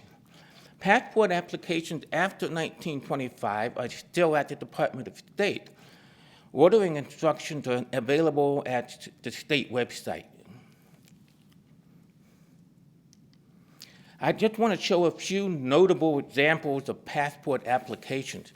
The first one is George Herman Babe Ruth. The passport was issued on October 21st, 1920. Now I want to go take a look at what's in each one of these passport applications. First of all, he was accompanied by his wife, Helen, from El Paso, Texas, and he was born in Baltimore on the 7th of February, 1894. His father, George Herman Ruth, was born in Baltimore, and he is deceased at the time of his application. His father resided 46 years in Baltimore, 1871 to 1917, and he was a naturalized citizen. He lived, Babe Ruth lived currently in 1920, lived at 674 West 161st Street in New York City. His occupation was listed as ball player, and the purpose of the passport was he was going to Havana, Cuba for baseball playing. He was leaving Key West on October 27th, 1920. So in other words, it was an exhibition in Havana, or a series of exhibitions that the Yankees were playing in Havana after the World Series in 1920. Also, the passport application shows the descriptions of the applicants. For example, he was 27 years old at the time. He was 6'1.5", and there are other facial features and other things included in the description of the applicant. And there are also, if you notice, photos at the bottom on the second page of the application from basically of he and his wife. The second example I have is Julius Groucho Marx, and the passport was issued on May 16, 1922. Now, Julius Groucho was also accompanied by his wife, who was born on May 13, 1900, and minor child whose name is Arthur. He was born in New York City on the 2nd of October, 1890, and his father was Samuel Marx, born in Alsace-Lorraine. He currently, at the time of the passport application, was residing in Richmond Hill, New York, and he emigrated from his father, Samuel Marx, I should say, was born in Alsace-Lorraine and resided in Richmond Hill, New York, and emigrated from Bremen, Germany in 1876. He spent 46 years in the U.S., 1876 to 1922, and he lived in New York. Groucho Marx listed his occupation as actor, and he lived at 8748 134th Street, Richmond Hill. The purpose of the application was to travel to France and Germany on professional and business purposes, and this was June 1922. I have another example. Alexander Graham Bell the passport was issued July 15, 1920. He was accompanied by his wife, Mabel Gardner Bell, and he was born in Edinburgh, Scotland on March the 3rd, 1847. He emigrated to the United States on October 1st, 1872, and he resided 48 years in the U.S., 1872 to 1920, in Washington, D.C. He was a naturalized citizen, and the first papers were taken out at Salem, Massachusetts, and the final papers a few years later in Washington, D.C. His residence was 1331 Connecticut Avenue, Washington, D.C. He temporarily resided in Nova Scotia. Basically, he held a summer residence there for 35 years. The purpose of the passport was to travel to Scotland to visit the scenes of his ancestry, and also England to visit relatives in London. Another example is Henry Ford. Henry Ford was born in Springfield Township, Michigan, 13 July 1863, and his father was a native citizen, resident in Dearborn. His residence was in Dearborn, Michigan. His occupation was manufacturer of autos, and his purpose of this passport was to travel to Norway, Denmark, Sweden, Holland on a special peace mission.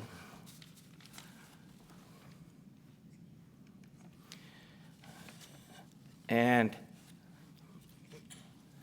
next passport example here with Ernest Hemingway, and his passport was issued on the December 20th, 1923.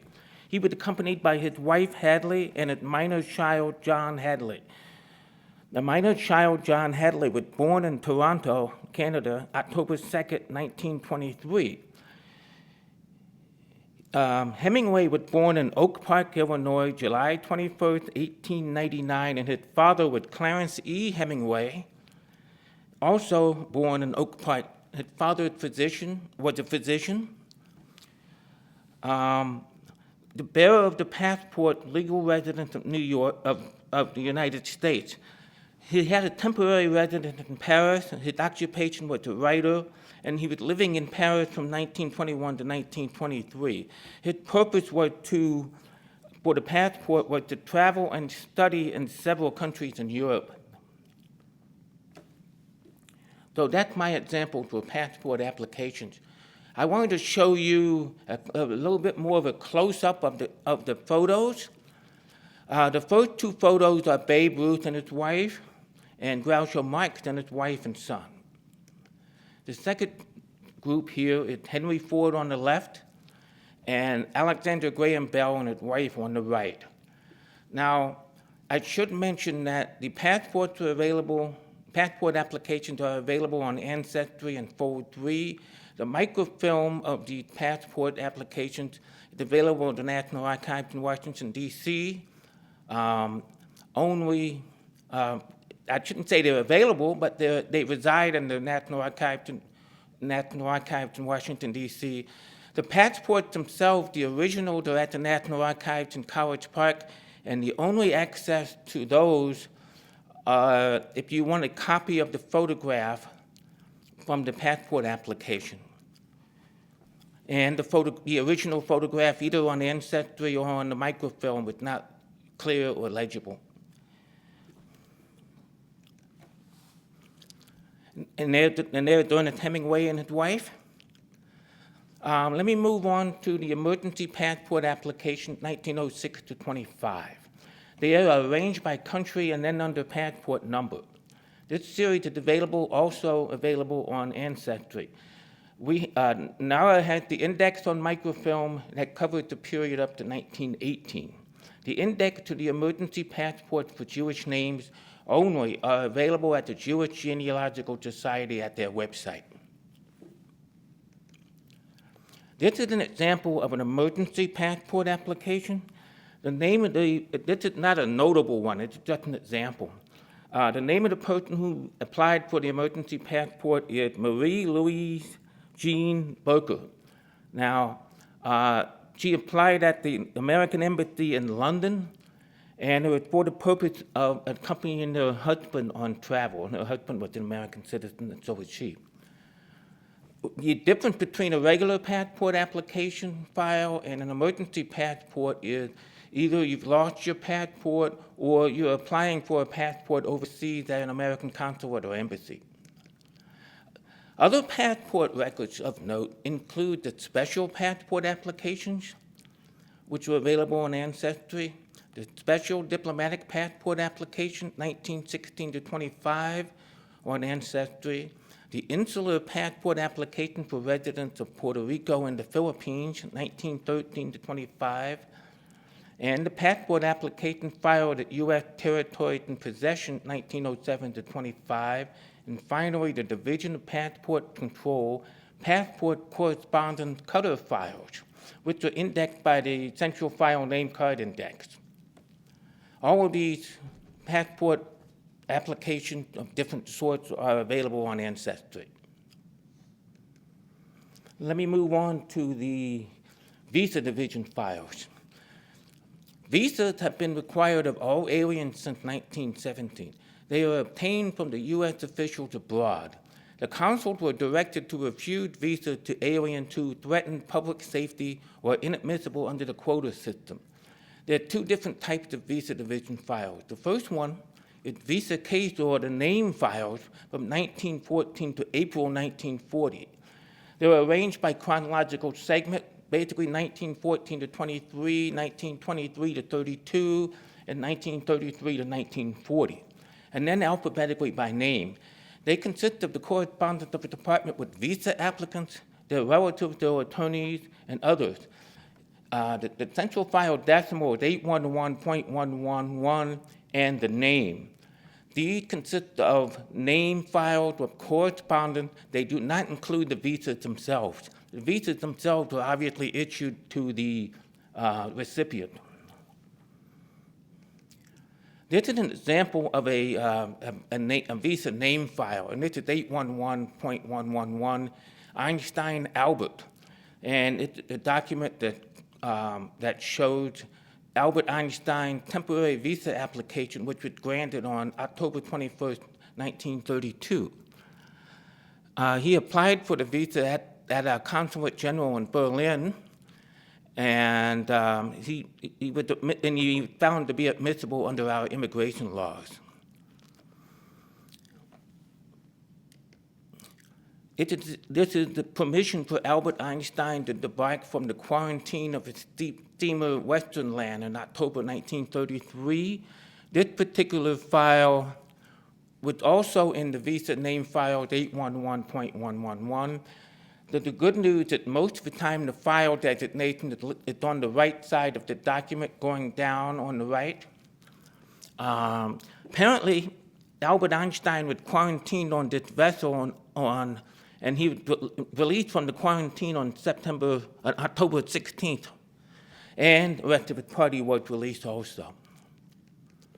There are other visa division records. Just as important as the visa name files are the general visa correspondence files, 1914 to 1959. They're arranged by the decimal, same decimal, 811.111, and then by subject, such as emergency and diplomatic and quota and that kind of different general subject categories.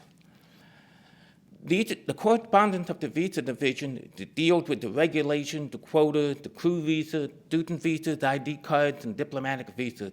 And they're yet again, fortunately, indexed by the name cards. Also of note is the visa division correspondence regarding to immigration 1910 to 1945. This is the CDF decimal 150 to 151. This contains mostly correspondence and case files and indexed by the name cards. Moving right along, I just want to show an example of the visa correspondence files, and this is the issues of issuance of gratis or diplomatic visa to Albert Einstein in November of 1931 for the purpose of delivering lectures in California. Now, this ended up in the visa correspondence files rather than the visa name files because it concerned a diplomatic visa, which is why it has the file number 811.111 diplomatic. So this is why, one of the reasons why the name index to the central decimal files is very important. The Passport Division had its own decimal files from 1910 to 1949, and they include birth reports, decimal 131, marriage reports, decimal 133, and these and other decimals in the file are available on Ancestry and are indexed by the CDF name cards. The only problem with these files is that these files are extremely incomplete. So they are worth checking, but if you don't find what you're looking for in these files, do not worry because they're extremely incomplete. The births and the marriages were reported to the local U.S. diplomatic or consular official, and the form was sent to the department. Later reports after 1949 are still at the Department of State. Other genealogical records in Department of State files are the child born abroad of an American father.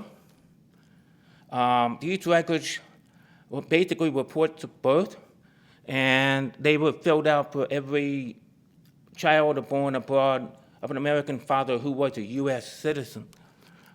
All right, this particular one was for Richard George Haney, and it was dated, and his date of birth was October 20th, 1927, and it lists information about the father and the mother.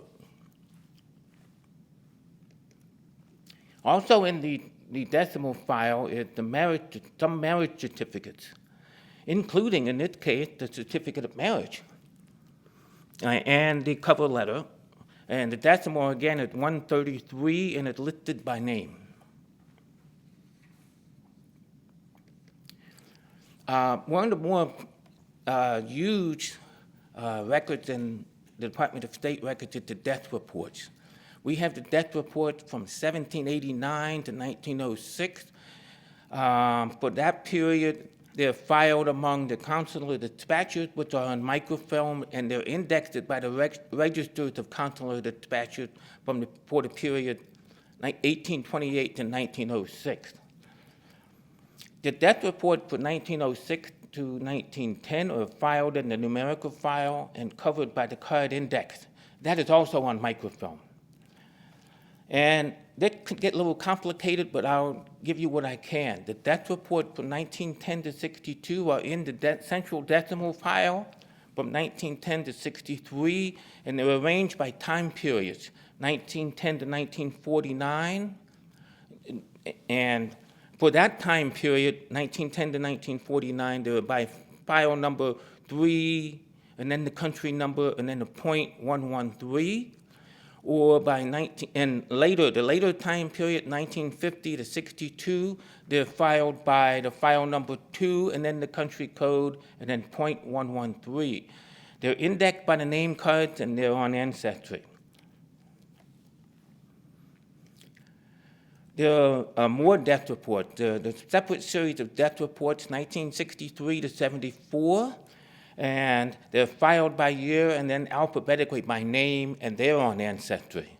And then there's the records of death notices of U.S. citizens abroad, 1835 to 55, and that's one volume, and it's arranged chronologically. And there are the notices of deaths of U.S. citizens abroad, 1857 to 1922, 34 volumes arranged chronologically. And these are copies of form notices sent to newspapers reporting the deaths of U.S. citizens in foreign countries. A couple of notable examples of death reports, mainly in the 63 to 74 time period, or the 60 to 74 time period. The first report of the death of American citizens overseas is Michael Rockefeller, who was the son of Nelson Rockefeller. The date of death was November 19th, 1961. He died in New Guinea on November 19th, 1961, again, and he was age 23. The cause of death was listed, or they don't really get into a cause of death, but the official cause of death was drowning. There's another theory that he was eaten by cannibals in New Guinea. There's a death report here for Judy Garland. She died on June 21st, 1969, and in Chelsea, London. And the official cause of death was barbiturate poisoning, what they called in-cartridge overdose, accidental. So that's the official reason for her death. Another death report is for Mama Cass Elliott, the musician. She died on July 29, 1974, and the reason for her death was listed officially as basically a fatty myocardial degeneration due to obesity. So she was only 32 years old when she died. There are other state personnel records besides the visas and the passports. They include the application and recommendation for office in the Department of State, the Central Decimal File Decimal 123, which I mentioned, which is basically the personnel file for Foreign Service officers, and there are a list of consular and diplomatic officers by post, the oath of office for Foreign Service personnel, and the service record card 1890 to 1939. We'll cover these briefly. The absent recs are arranged in chronological period by presidential administration and then alphabetically by name of applicant. The file contains applications and letters of recommendation for government positions, including diplomatic and consular service. The George Washington administration is at the Library of Congress Manuscript Division. So what we have starts at the John Adams administration to the Grant administration. That part is on microfilm. Hayes to McKinley is in paper format. This is an example of an absent records file for Nathaniel Hawthorne for the position of surveyor of the Port of Salem in November 1845. The CDF decimal 123, again, it's arranged alphabetically by name, and it consists of personnel correspondence of the Foreign Service officers, including travel, job assignments, and salary, and sometimes reports and memoranda prepared by the officer. Again, it's indexed by the name cards. And my example here is of George Kennan again, in its 123 file that is for his appointment as Foreign Service officer. And in his 123 file, he accepts appointment as Foreign Service officer September 11, 1926. It's a handwritten note to the Secretary of State from George Kennan. His various assignments included the Vice Consul and Language Officer, and these are all included in his 123 file. There are also in the personnel files lists of U.S. Foreign Service officers by post 1789 to 1939. There's a list of U.S. diplomatic officers 1789 to 1909 available on microfilm. It's arranged by country, and the list of U.S. consular officers for roughly the same time period, 1789 to 1939, and it's available on microfilm M587, and it's arranged by post. This is an example of the list of the U.S. consular officers by post 1789 to 1939, which is a fairly broad time period. They're in binders, and basically they list the name of the post and the list of the names of the officers and their position and grade and class. Very useful. Other significant state personnel records include the Office of the Chief Clerk, absent rec for appointment to consular and diplomatic services, 1901 to 1924, the service record cards, and the card records of appointment made from 1776 to 1968. And then I should mention also that the State Department Biographic Register, which is published by the department from 1860 to 1974. It's available online up to 1950 on this website. Another hardly used but somewhat interesting set of records is the oaths of office. We have the oaths of office of miscellaneous federal employees, 1799 to 1976, and it's arranged alphabetically by name for most of the period. After 1860, arranged by year and then alphabetically by name. This includes files for presidential appointees, not including state personnel up to 1932, and both state and other federal agencies after 1932. Again, we're using George Kennan as an example.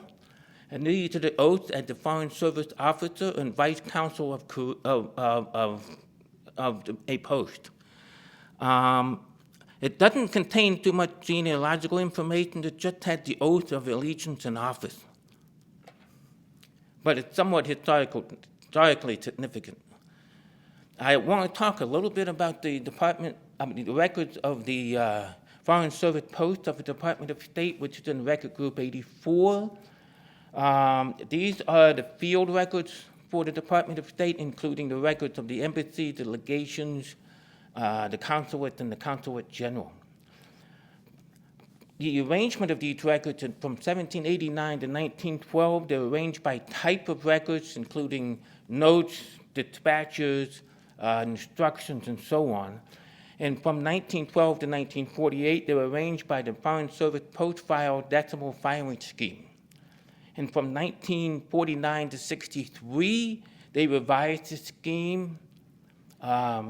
I should say the 1912 to 48 one is directly related, except for the country code, to the central decimal file of the Department of State. But when they changed it in 1949, it had a completely different filing scheme. Unfortunately, from 1963 to 78, it's arranged by the subject alphanumeric filing scheme, which is the same as the central file scheme for that time period. Record screening may be required from the period 63 to 78. We need to screen for privacy and law enforcement and other FOIA exemptions. Post file important decimals. These are vital records. Passport applications, decimal 130.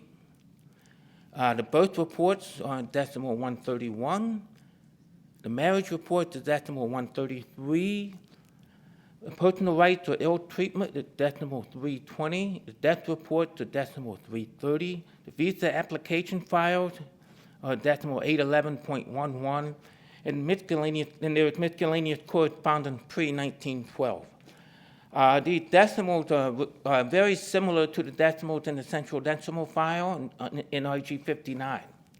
Again, they're incomplete, and again, if you don't find it, it's not your fault, it's the records. Okay, here's an example of a visa correspondence, decimal 811.11. From the Prague Consulate General in Czechoslovakia, and it's located in the general records. Basically, it's for Kurt Zeisel and his sister Gorda Zeisel, when they recently applied for an immigration visa. Their uncle, a well-known businessman in Milwaukee, had filed a financial statement to the effect that he is worth some $40,000. He's willing to assume full responsibility in this case, and I hope that he's looking over the file that you can soon, after looking over the file, that you can soon issue a visa. Other post-file important decimals include the American attaches file, 1912 to 48, which is 121, the FSO personnel file, 123, and the American messenger file, 124.3 and 125.3. After 1948, the vital records are in Class 2, and after 1948, all personnel files are in 123. Other records of note in IG 84 include the Jerusalem Palestine Post files, Haifa, and the Palestine Post are indexed by Jewish Gen on their website. Another post which had a lot of genealogical information is Shanghai, China, and the China Embassy, whatever it may be at the time, diplomatic post, 1843 to 1945. See also the Record Group 59 Consular Dispatches on microfilm. Now, for genealogical purposes, which includes internment files, there are other decimals of note. In the central decimal file in IG 59, 1930 to 39, decimal 852.2221, it includes members of the Abraham Lincoln Brigade. Decimal in 1940 to 49 file, decimal 840.48 are all the refugee files, and they're on microfilm in M1284. In the 1930 to 44 central decimal file, it's a 740.001 files for EW and PW relate to World War II, and they're all on microfilm. They include American internees, POWs, and individual claims against foreign governments. In the CDF 1940 to 44 confidential files, class 7 and 8, these files include internment records and subversive activities files. And a very interesting file is the CDF 1940 to 44 decimal 862.20200. Include possible subversive activities filed for German nationals. And that concludes my presentation, and I thank you very much. Any questions? Yes, David, thank you very much. We do have questions from our online audience. Thank you so much for your presentation. Our first question is, other than going to the National Archives in Washington, D.C., is there a way to access the National Archives index to these files so that we can obtain some, if not already indexed on Ancestry.com or Fold 3? So is there another way to access the National Archives index? Okay, basically, you can come to National Archives in Washington, D.C. You can come to the National Archives in Washington, D.C. and the National Archives in College Park and get free access to Fold 3 and to Ancestry.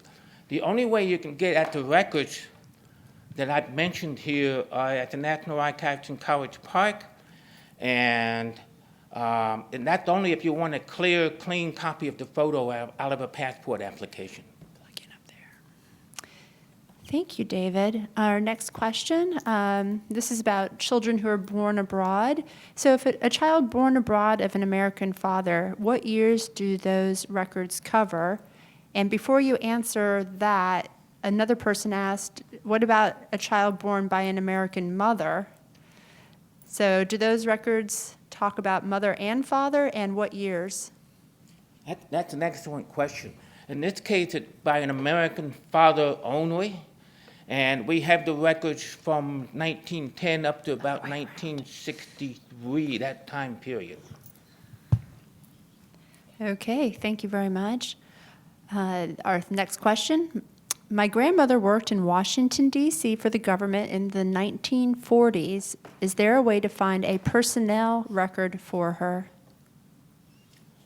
I would check. If she was a Foreign Service officer at any point, I would check her 123 file in the central decimal files, and also the name index to the central decimal file, and see if you find anything in there. After that, I would check with the National Personnel Records Center in St. Louis for the purpose of checking for their actual government personnel file. Okay, thank you. And we'll have lots of St. Louis personnel folks doing sessions tomorrow. So on to our next and last question at this time. How do I find personnel records for machinists working at the Philadelphia Naval Shipyard? Okay, not exactly a state-related, but I can answer that. I would again, email the National Personnel Records Center in St. Louis. Their information is on our website at www.archive.gov, and I would check they have a web page, gives you all the information on how to apply for their personnel file. Thank you, David. Another kind of a tough one, because we're not sure if this is a government employee that they're asking about. The person asks, would these records include any information about someone who worked in a president's cabinet? They're searching on family lore that a relative served as a secretary during William Taft's administration. Okay, during William Taft administration, served as a secretary. Again, I would email National Personnel Records Center in St. Louis. It depends on what what government agency that person works for. If he works for the State Department, I would check the personnel records that I have mentioned, including the absent recs files. Thank you on that one. Thank you very much. Actually, a couple of more questions came in, if you don't mind humoring us. Our next question is, would these records include people who worked for the CIA? Okay, again, that's a St. Louis issue. We don't have any records in the Department of State records for personnel file to somebody who works for the CIA. However, out at the National Archives in College Park, we have CIA records, including the Quest database, which may give you some information on this person. Thank you, David. That concludes the questions that we have at this point. If you have additional questions and we did not get to them, please submit them via email to inquire@nara.gov. And I'm now turning the microphone over to my boss, Diane Dimkoff. Thank you very much. Hello, I'm glad you're still with us. If we did not get to David's questions during our session today, please feel free to send us a note at inquire@nara.gov, and your question will get answered. Our next session and final session for today starts at 3 o'clock, so we've got another mini break for you, and we'll see you back here at 3. Thank you.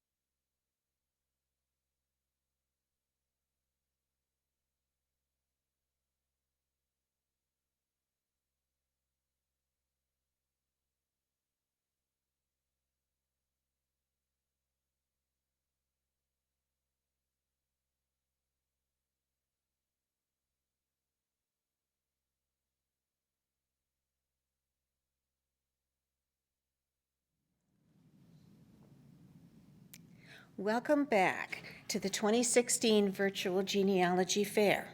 If you're following from home, this is session number 6. The lecture is Graveyards and Genealogy, American Battle Monuments Commission, and our speaker is Ryan Bass. During this session, Ryan will discuss the American Battle Monuments Commission's, the ABMC, records useful for genealogy, as well as the agency's history, organization, and administration. Mr. Bass is an archives technician for research services at the National Archives at College Park. I'm turning the broadcast over to him now. Ryan? Okay, thank you for that introduction. Before I start my presentation today, I would just like to briefly explain my own interest in genealogical work. I became interested in genealogy when I was in high school working on my Eagle Scout project. The end result of that project was an index of a local cemetery near where I lived at the time in Frederick, Maryland. Additionally, I studied abroad in college and visited a couple of the cemeteries that were set up in France and after World War I and World War II. Today, I will be presenting to you about the history, organization, and a few select series of the American Battle Monuments Commission, which ties together both genealogy and my trip. Some of you might be familiar with the work that the Commission has been involved with right here in Washington, D.C. on the National Mall. A few examples are the Korean War Memorial, the Vietnam War Memorial, and the World War II Memorial. While these originally began as projects of the American Battle Monuments Commission, all of these sites are now administered and interpreted by the National Park Service.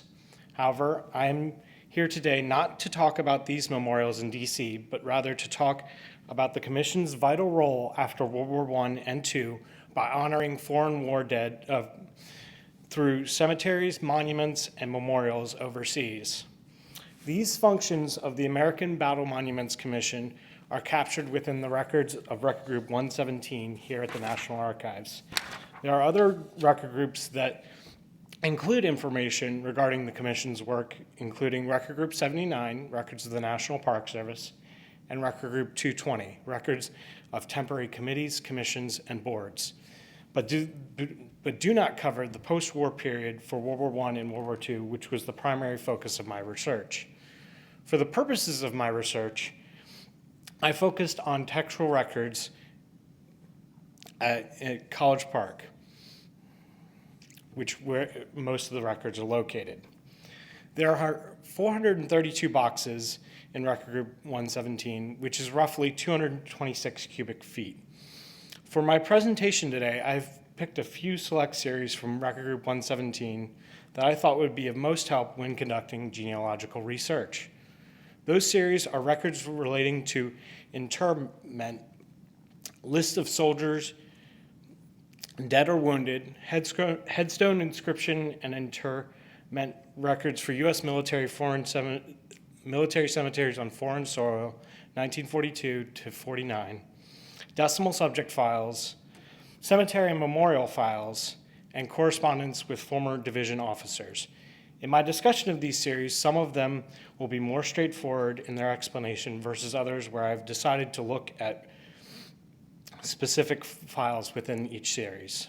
For clarity, the letters and numbers I've provided after the title of each series corresponds to the identifying entry number in both our online catalog and finding aids. First, let's examine the history of the American Battle Monuments Commission as an executive agency of the government. First, I would like to discuss their mission. The American Battle Monuments Commission has 3 components, which includes designing, constructing, operating, and maintaining permanent American cemeteries in foreign countries.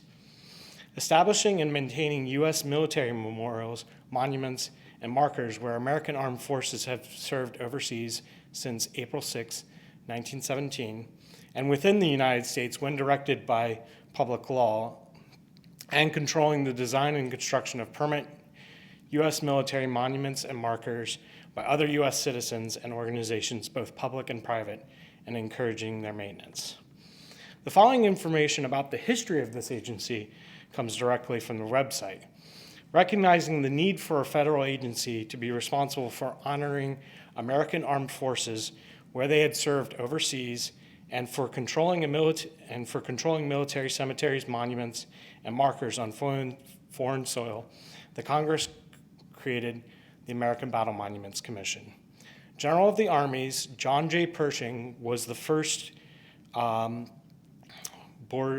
of Commissioners chairman, and he was elected by the other members. He served in that capacity until his death in 1948. 8 additional chairmen have served in this capacity since then. Following World War I, the government recognized a need for a burial and repatriation policy for America's war dead. Over the course of the conflict, more than 116,000 Americans lost their lives in Europe. Understanding the need to acknowledge America's contribution to the war in Europe through commemorative cemeteries and memorials overseas, the government also respected the desires of many Americans to have their fallen family members returned to the U.S. Under the provisions of the law, families were entitled to select permanent interment of a loved one's remains in an American military cemetery on foreign soil or repatriation of the remains to the U.S. for interment in a national or private cemetery. The majority of families chose repatriation.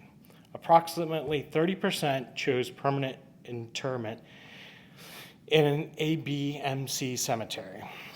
Next, I would like to look at the United States Code to understand the organization of the American Battle Monuments Commission. In the membership section, it outlines how many people serve on the commission and who may serve and their function. It states that the American Battle Monuments Commission has not more than 11 members appointed by the President. The President shall also appoint one officer of the regular Army to serve as Secretary of the Commission. The members and the secretaries serve at the pleasure of the President, and the President shall fill any vacancies that occur. Notwithstanding any other law, members of the armed forces may serve on the Commission. The most important part of the code in the context of this presentation would be the section on military cemeteries in foreign countries. When, as a result of operations outside the U.S. and the territories and possessions of the United States, the American Battle Monuments Commission and the Secretary of the Army, immediately on the cessation of hostilities, shall decide which of the cemeteries will become permanent cemeteries, or if they decide it is desirable, shall select new sites for cemeteries at any other location. The Commission is solely responsible for the design and construction of permanent cemeteries and all its buildings, plantings, headstones, and other permanent improvements incidental to the cemetery, except that the armed forces are responsible for maintaining the permanent cemeteries until the Commission declares its readiness to assume the authorized administrative duties and powers. All construction undertaken by the armed forces in establishing and maintaining the cemetery prior to its transfer to the Commission shall be non-permanent. Burials and reburials by the armed forces shall be carried out in accordance with plans prepared by the Commission, and the armed forces have the right to re-enter a cemetery transferred to the Commission to exhume or re-inter a body if they decide it is necessary. So these are the series I will be talking about today. So the first series is records relating to interment. The main type of records contained within this series is correspondence between individuals and the Commission. People wrote to the Commission to find out where their relative was buried, and the Commission wrote back with the location and sometimes with directions on how to reach the cemetery from Paris. Besides the correspondence between family members and the Commission, there are letters regarding important details such as the issue of mass burials and how many people should be buried within those mass graves. The topic of disposition and return of remains is also found within these files. There are instructions for those families wishing for repatriation, as well as blank forms to fill out for this process. The series is arranged numerically according to the War Department decimal classification scheme and thereunder chronologically. Gold Star pilgrimages were a program that the ABMC conducted between 1929 and 1933. The program allowed for mothers and widowers to visit the graves of deceased overseas with no cost to them. Congress enacted legislation to make this possible. It is noted in this file exactly how many women participated in this program for each year it was active. An interesting anecdote for this report is it compares how many white mothers made the trip versus African American.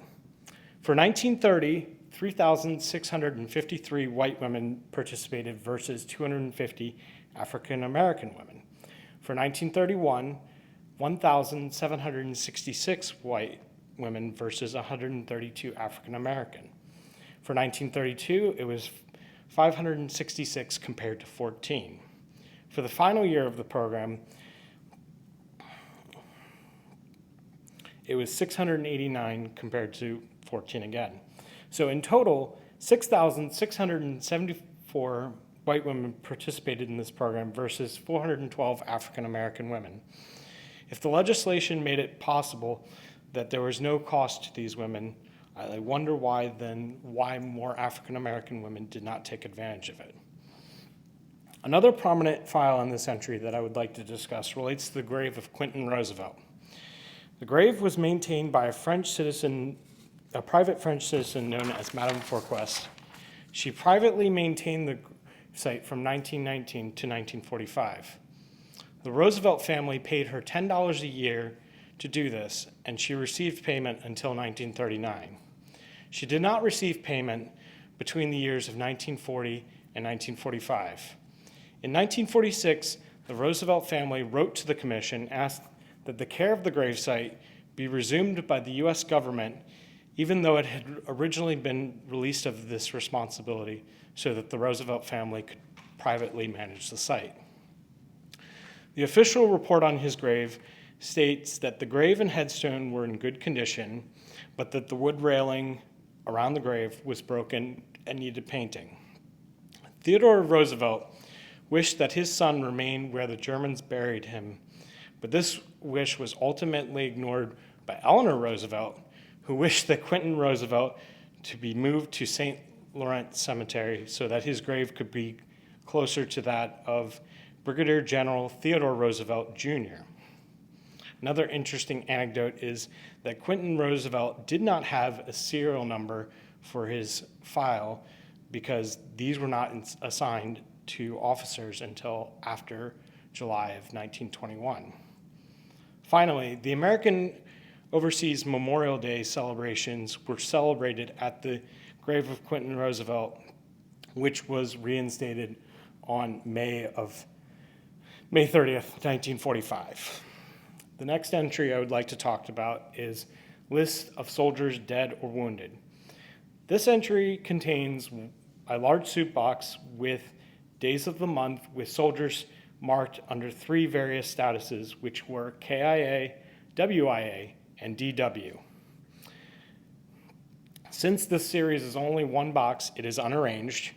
The KIA and WIA are pretty self-explanatory, which means killed in action or wounded in action. DW, however, means that the soldiers later died of their wounds. This entry pertains to the Battle of Chateau Thierry. For those who aren't familiar with World War I history, the Battle of Chateau Thierry played an important role in the summer of 1918 when the 3rd Division of the American Expeditionary Forces joined the French forces and prevented the Germans from crossing the Marne River.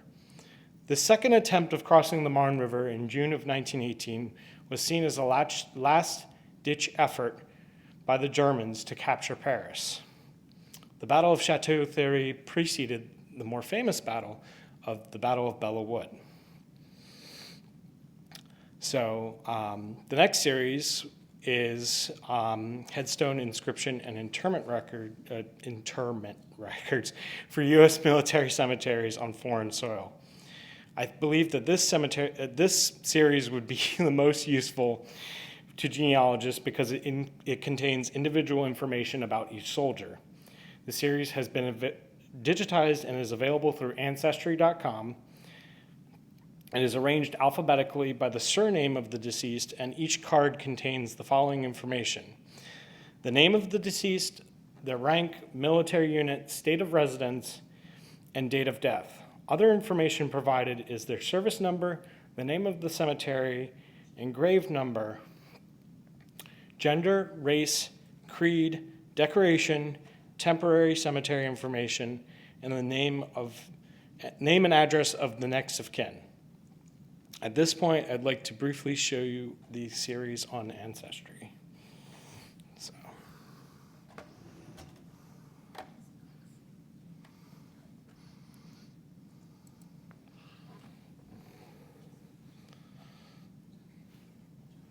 Let me just bring up the internet here.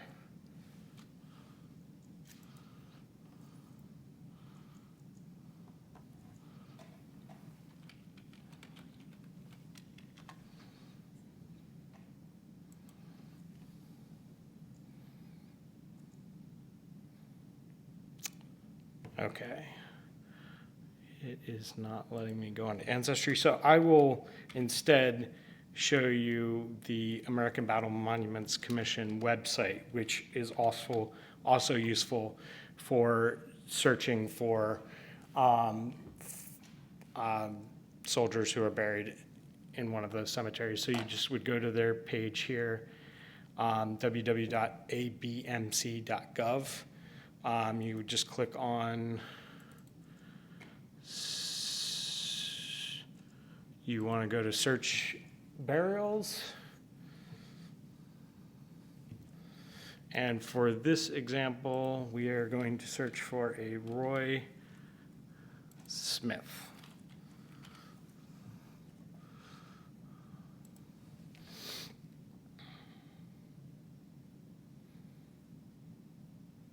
As you can see, we get quite a few Roy Smiths, so I'm going to pick the second one here, who is a staff sergeant.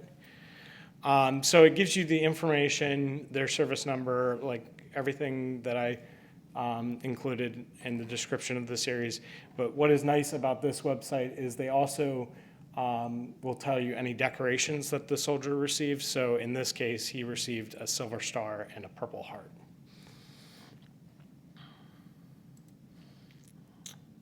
Okay. Moving right along. Decimal subject files.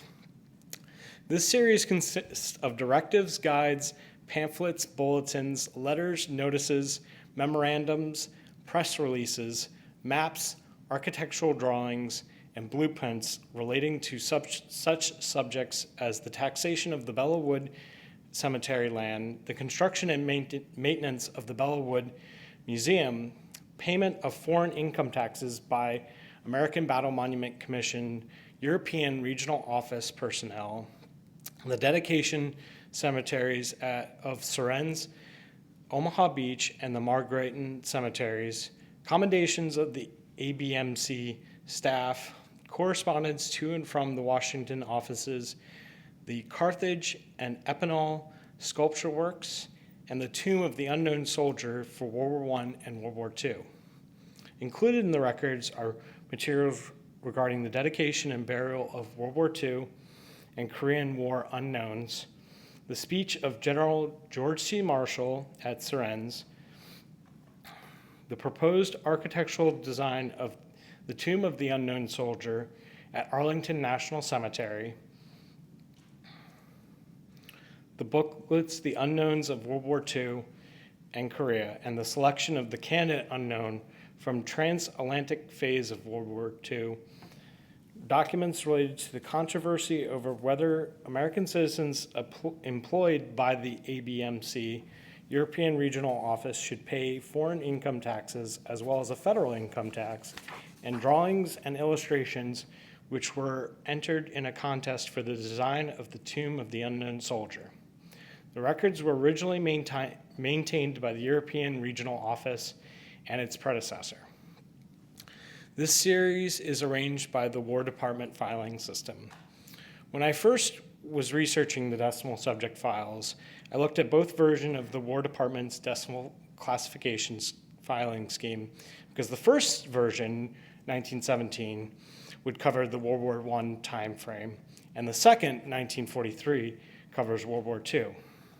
Initially, I looked at decimal file numbers that would correspond to personnel, specifically death, which were 210.86 for commissioned officers, 220.86 for enlisted men, and 230.86 for civilian in both versions.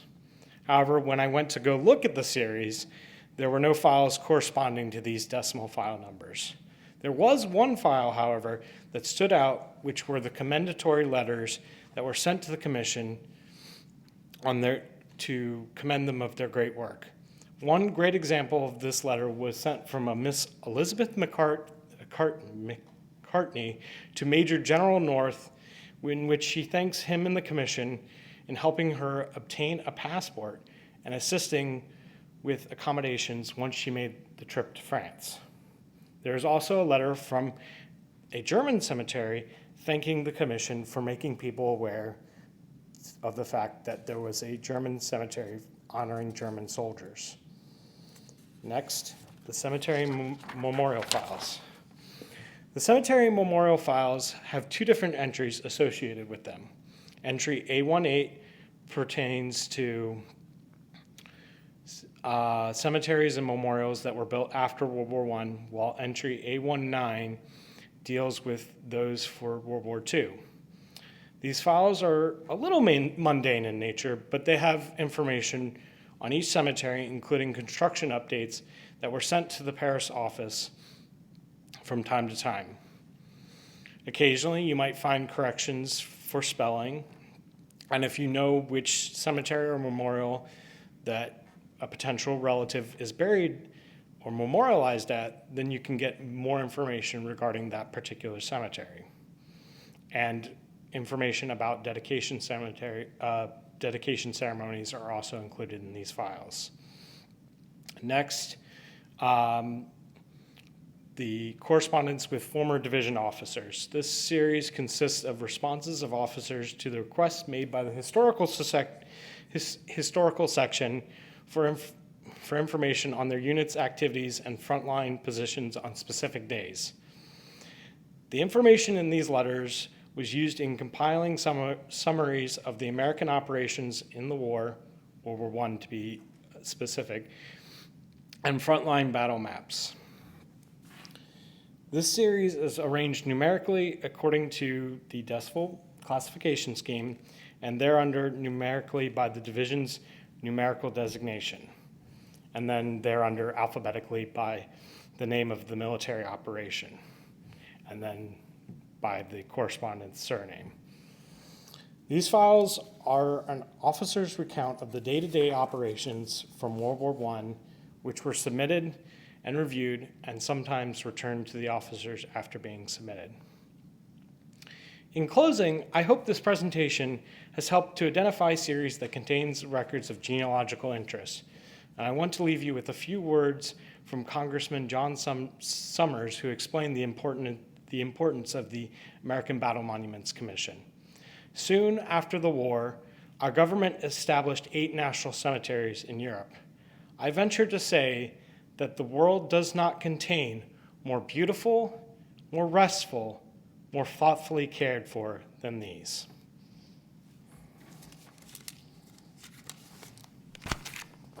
Thank you, Ryan.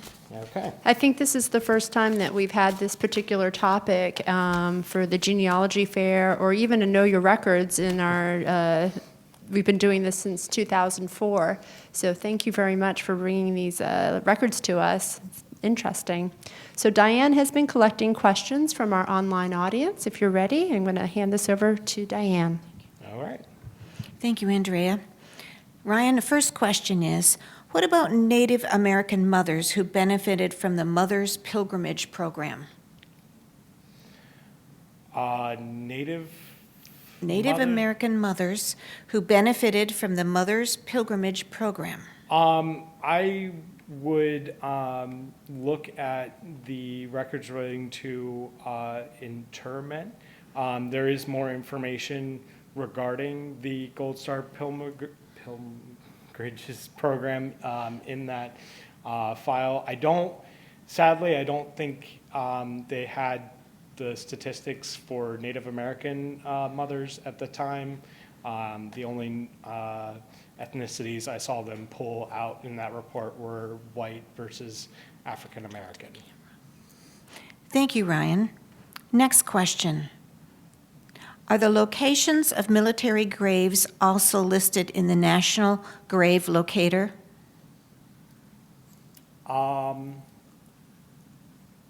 The locations of which graves? Locations of military graves. Locations of military graves, I believe so, but you can also find all the series I included that has been digitized through Ancestry has at least all of the gravesite information for World War I soldiers.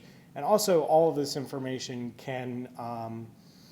should be in the official personnel file for soldiers, which can be requested through the National Personnel Records Center in St. Louis. And there's a process on our website that you can go through for that, and that our website is www.archives.gov, and you can find information about the National Personnel Records Center in St. Louis, and it'll have all of that information in their official personnel file.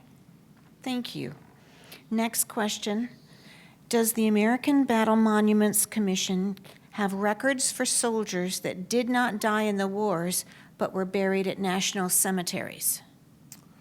They might have records regarding the repatriation of remains of soldiers. However,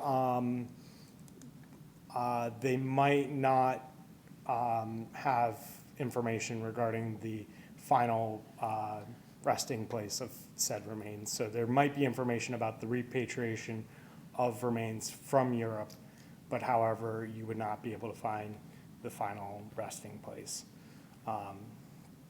Okay, thank you. Next question. What about personnel who were in the Merchant Marines? I think the records would be under the Coast Guard now. Do you know? I do not know specifically about the Merchant Marines.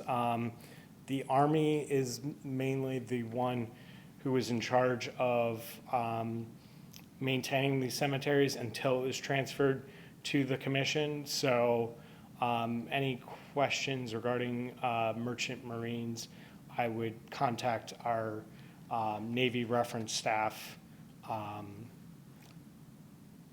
at Archives 2 in College Park, Maryland. Thank you. Next question. American Battle Monuments Commission. Is it only for those buried overseas? My uncle died in France, was brought back over and buried in California. So the records of the commission, especially the ones that I've talked about here today, mainly cover the commission's work in England, Belgium, and the 6 cemeteries in France. There's 8 in total in the post-war periods for World War I and World War II. However, once the remains were transferred back here to the U.S., I believe those can be released from the commission, and then either they were, sent to a national cemetery or to the families for private, management of their gravesite. So. Thank you. Next question. Camp Merritt in Cresskill, New Jersey, was an embarkation camp for World War I. There is a memorial to over 500 people who died before shipping out to Europe. Any idea where I can find out more about them? I'm not sure. I would contact our reference team at Archives 2 in College Park, Maryland to find out information. Since that's such a specific question, unfortunately, I don't know anything about that. And again, you can send that question to www.inquire@nara.gov. Yes. Okay, thank you. Next question. Could you download a list of all the interments? I mean, I believe it would be theoretically possible, but there's such a large number, even with, you know, in World War I, there was 116,000 people who gave their lives in Europe, and there's roughly 30% of those were, you know, buried overseas. So you're looking at over 30,000 you know, names on such a list, so it would be quite vast. Okay, thank you. I think that's all of our questions for now, so thank you so much, Ryan. If Ryan didn't get to a question, or you're thinking of it as we're ending right now, please, again, that email address is inquire@nara.gov. This concludes the first day of the 2016 Virtual Genealogy Fair. The video presentations and handouts will remain available on the Virtual Genealogy Fair website after the event. Tune in tomorrow at 10 o'clock Eastern for the second day of the fair. Let's all cross our fingers in hopes that we don't have a streaming issue in the morning like today. If you hung in there with us, we love you. Thank you so much. And thanks again for joining us. We'll talk to you at 10 o'clock Eastern Time tomorrow morning. Bye-bye.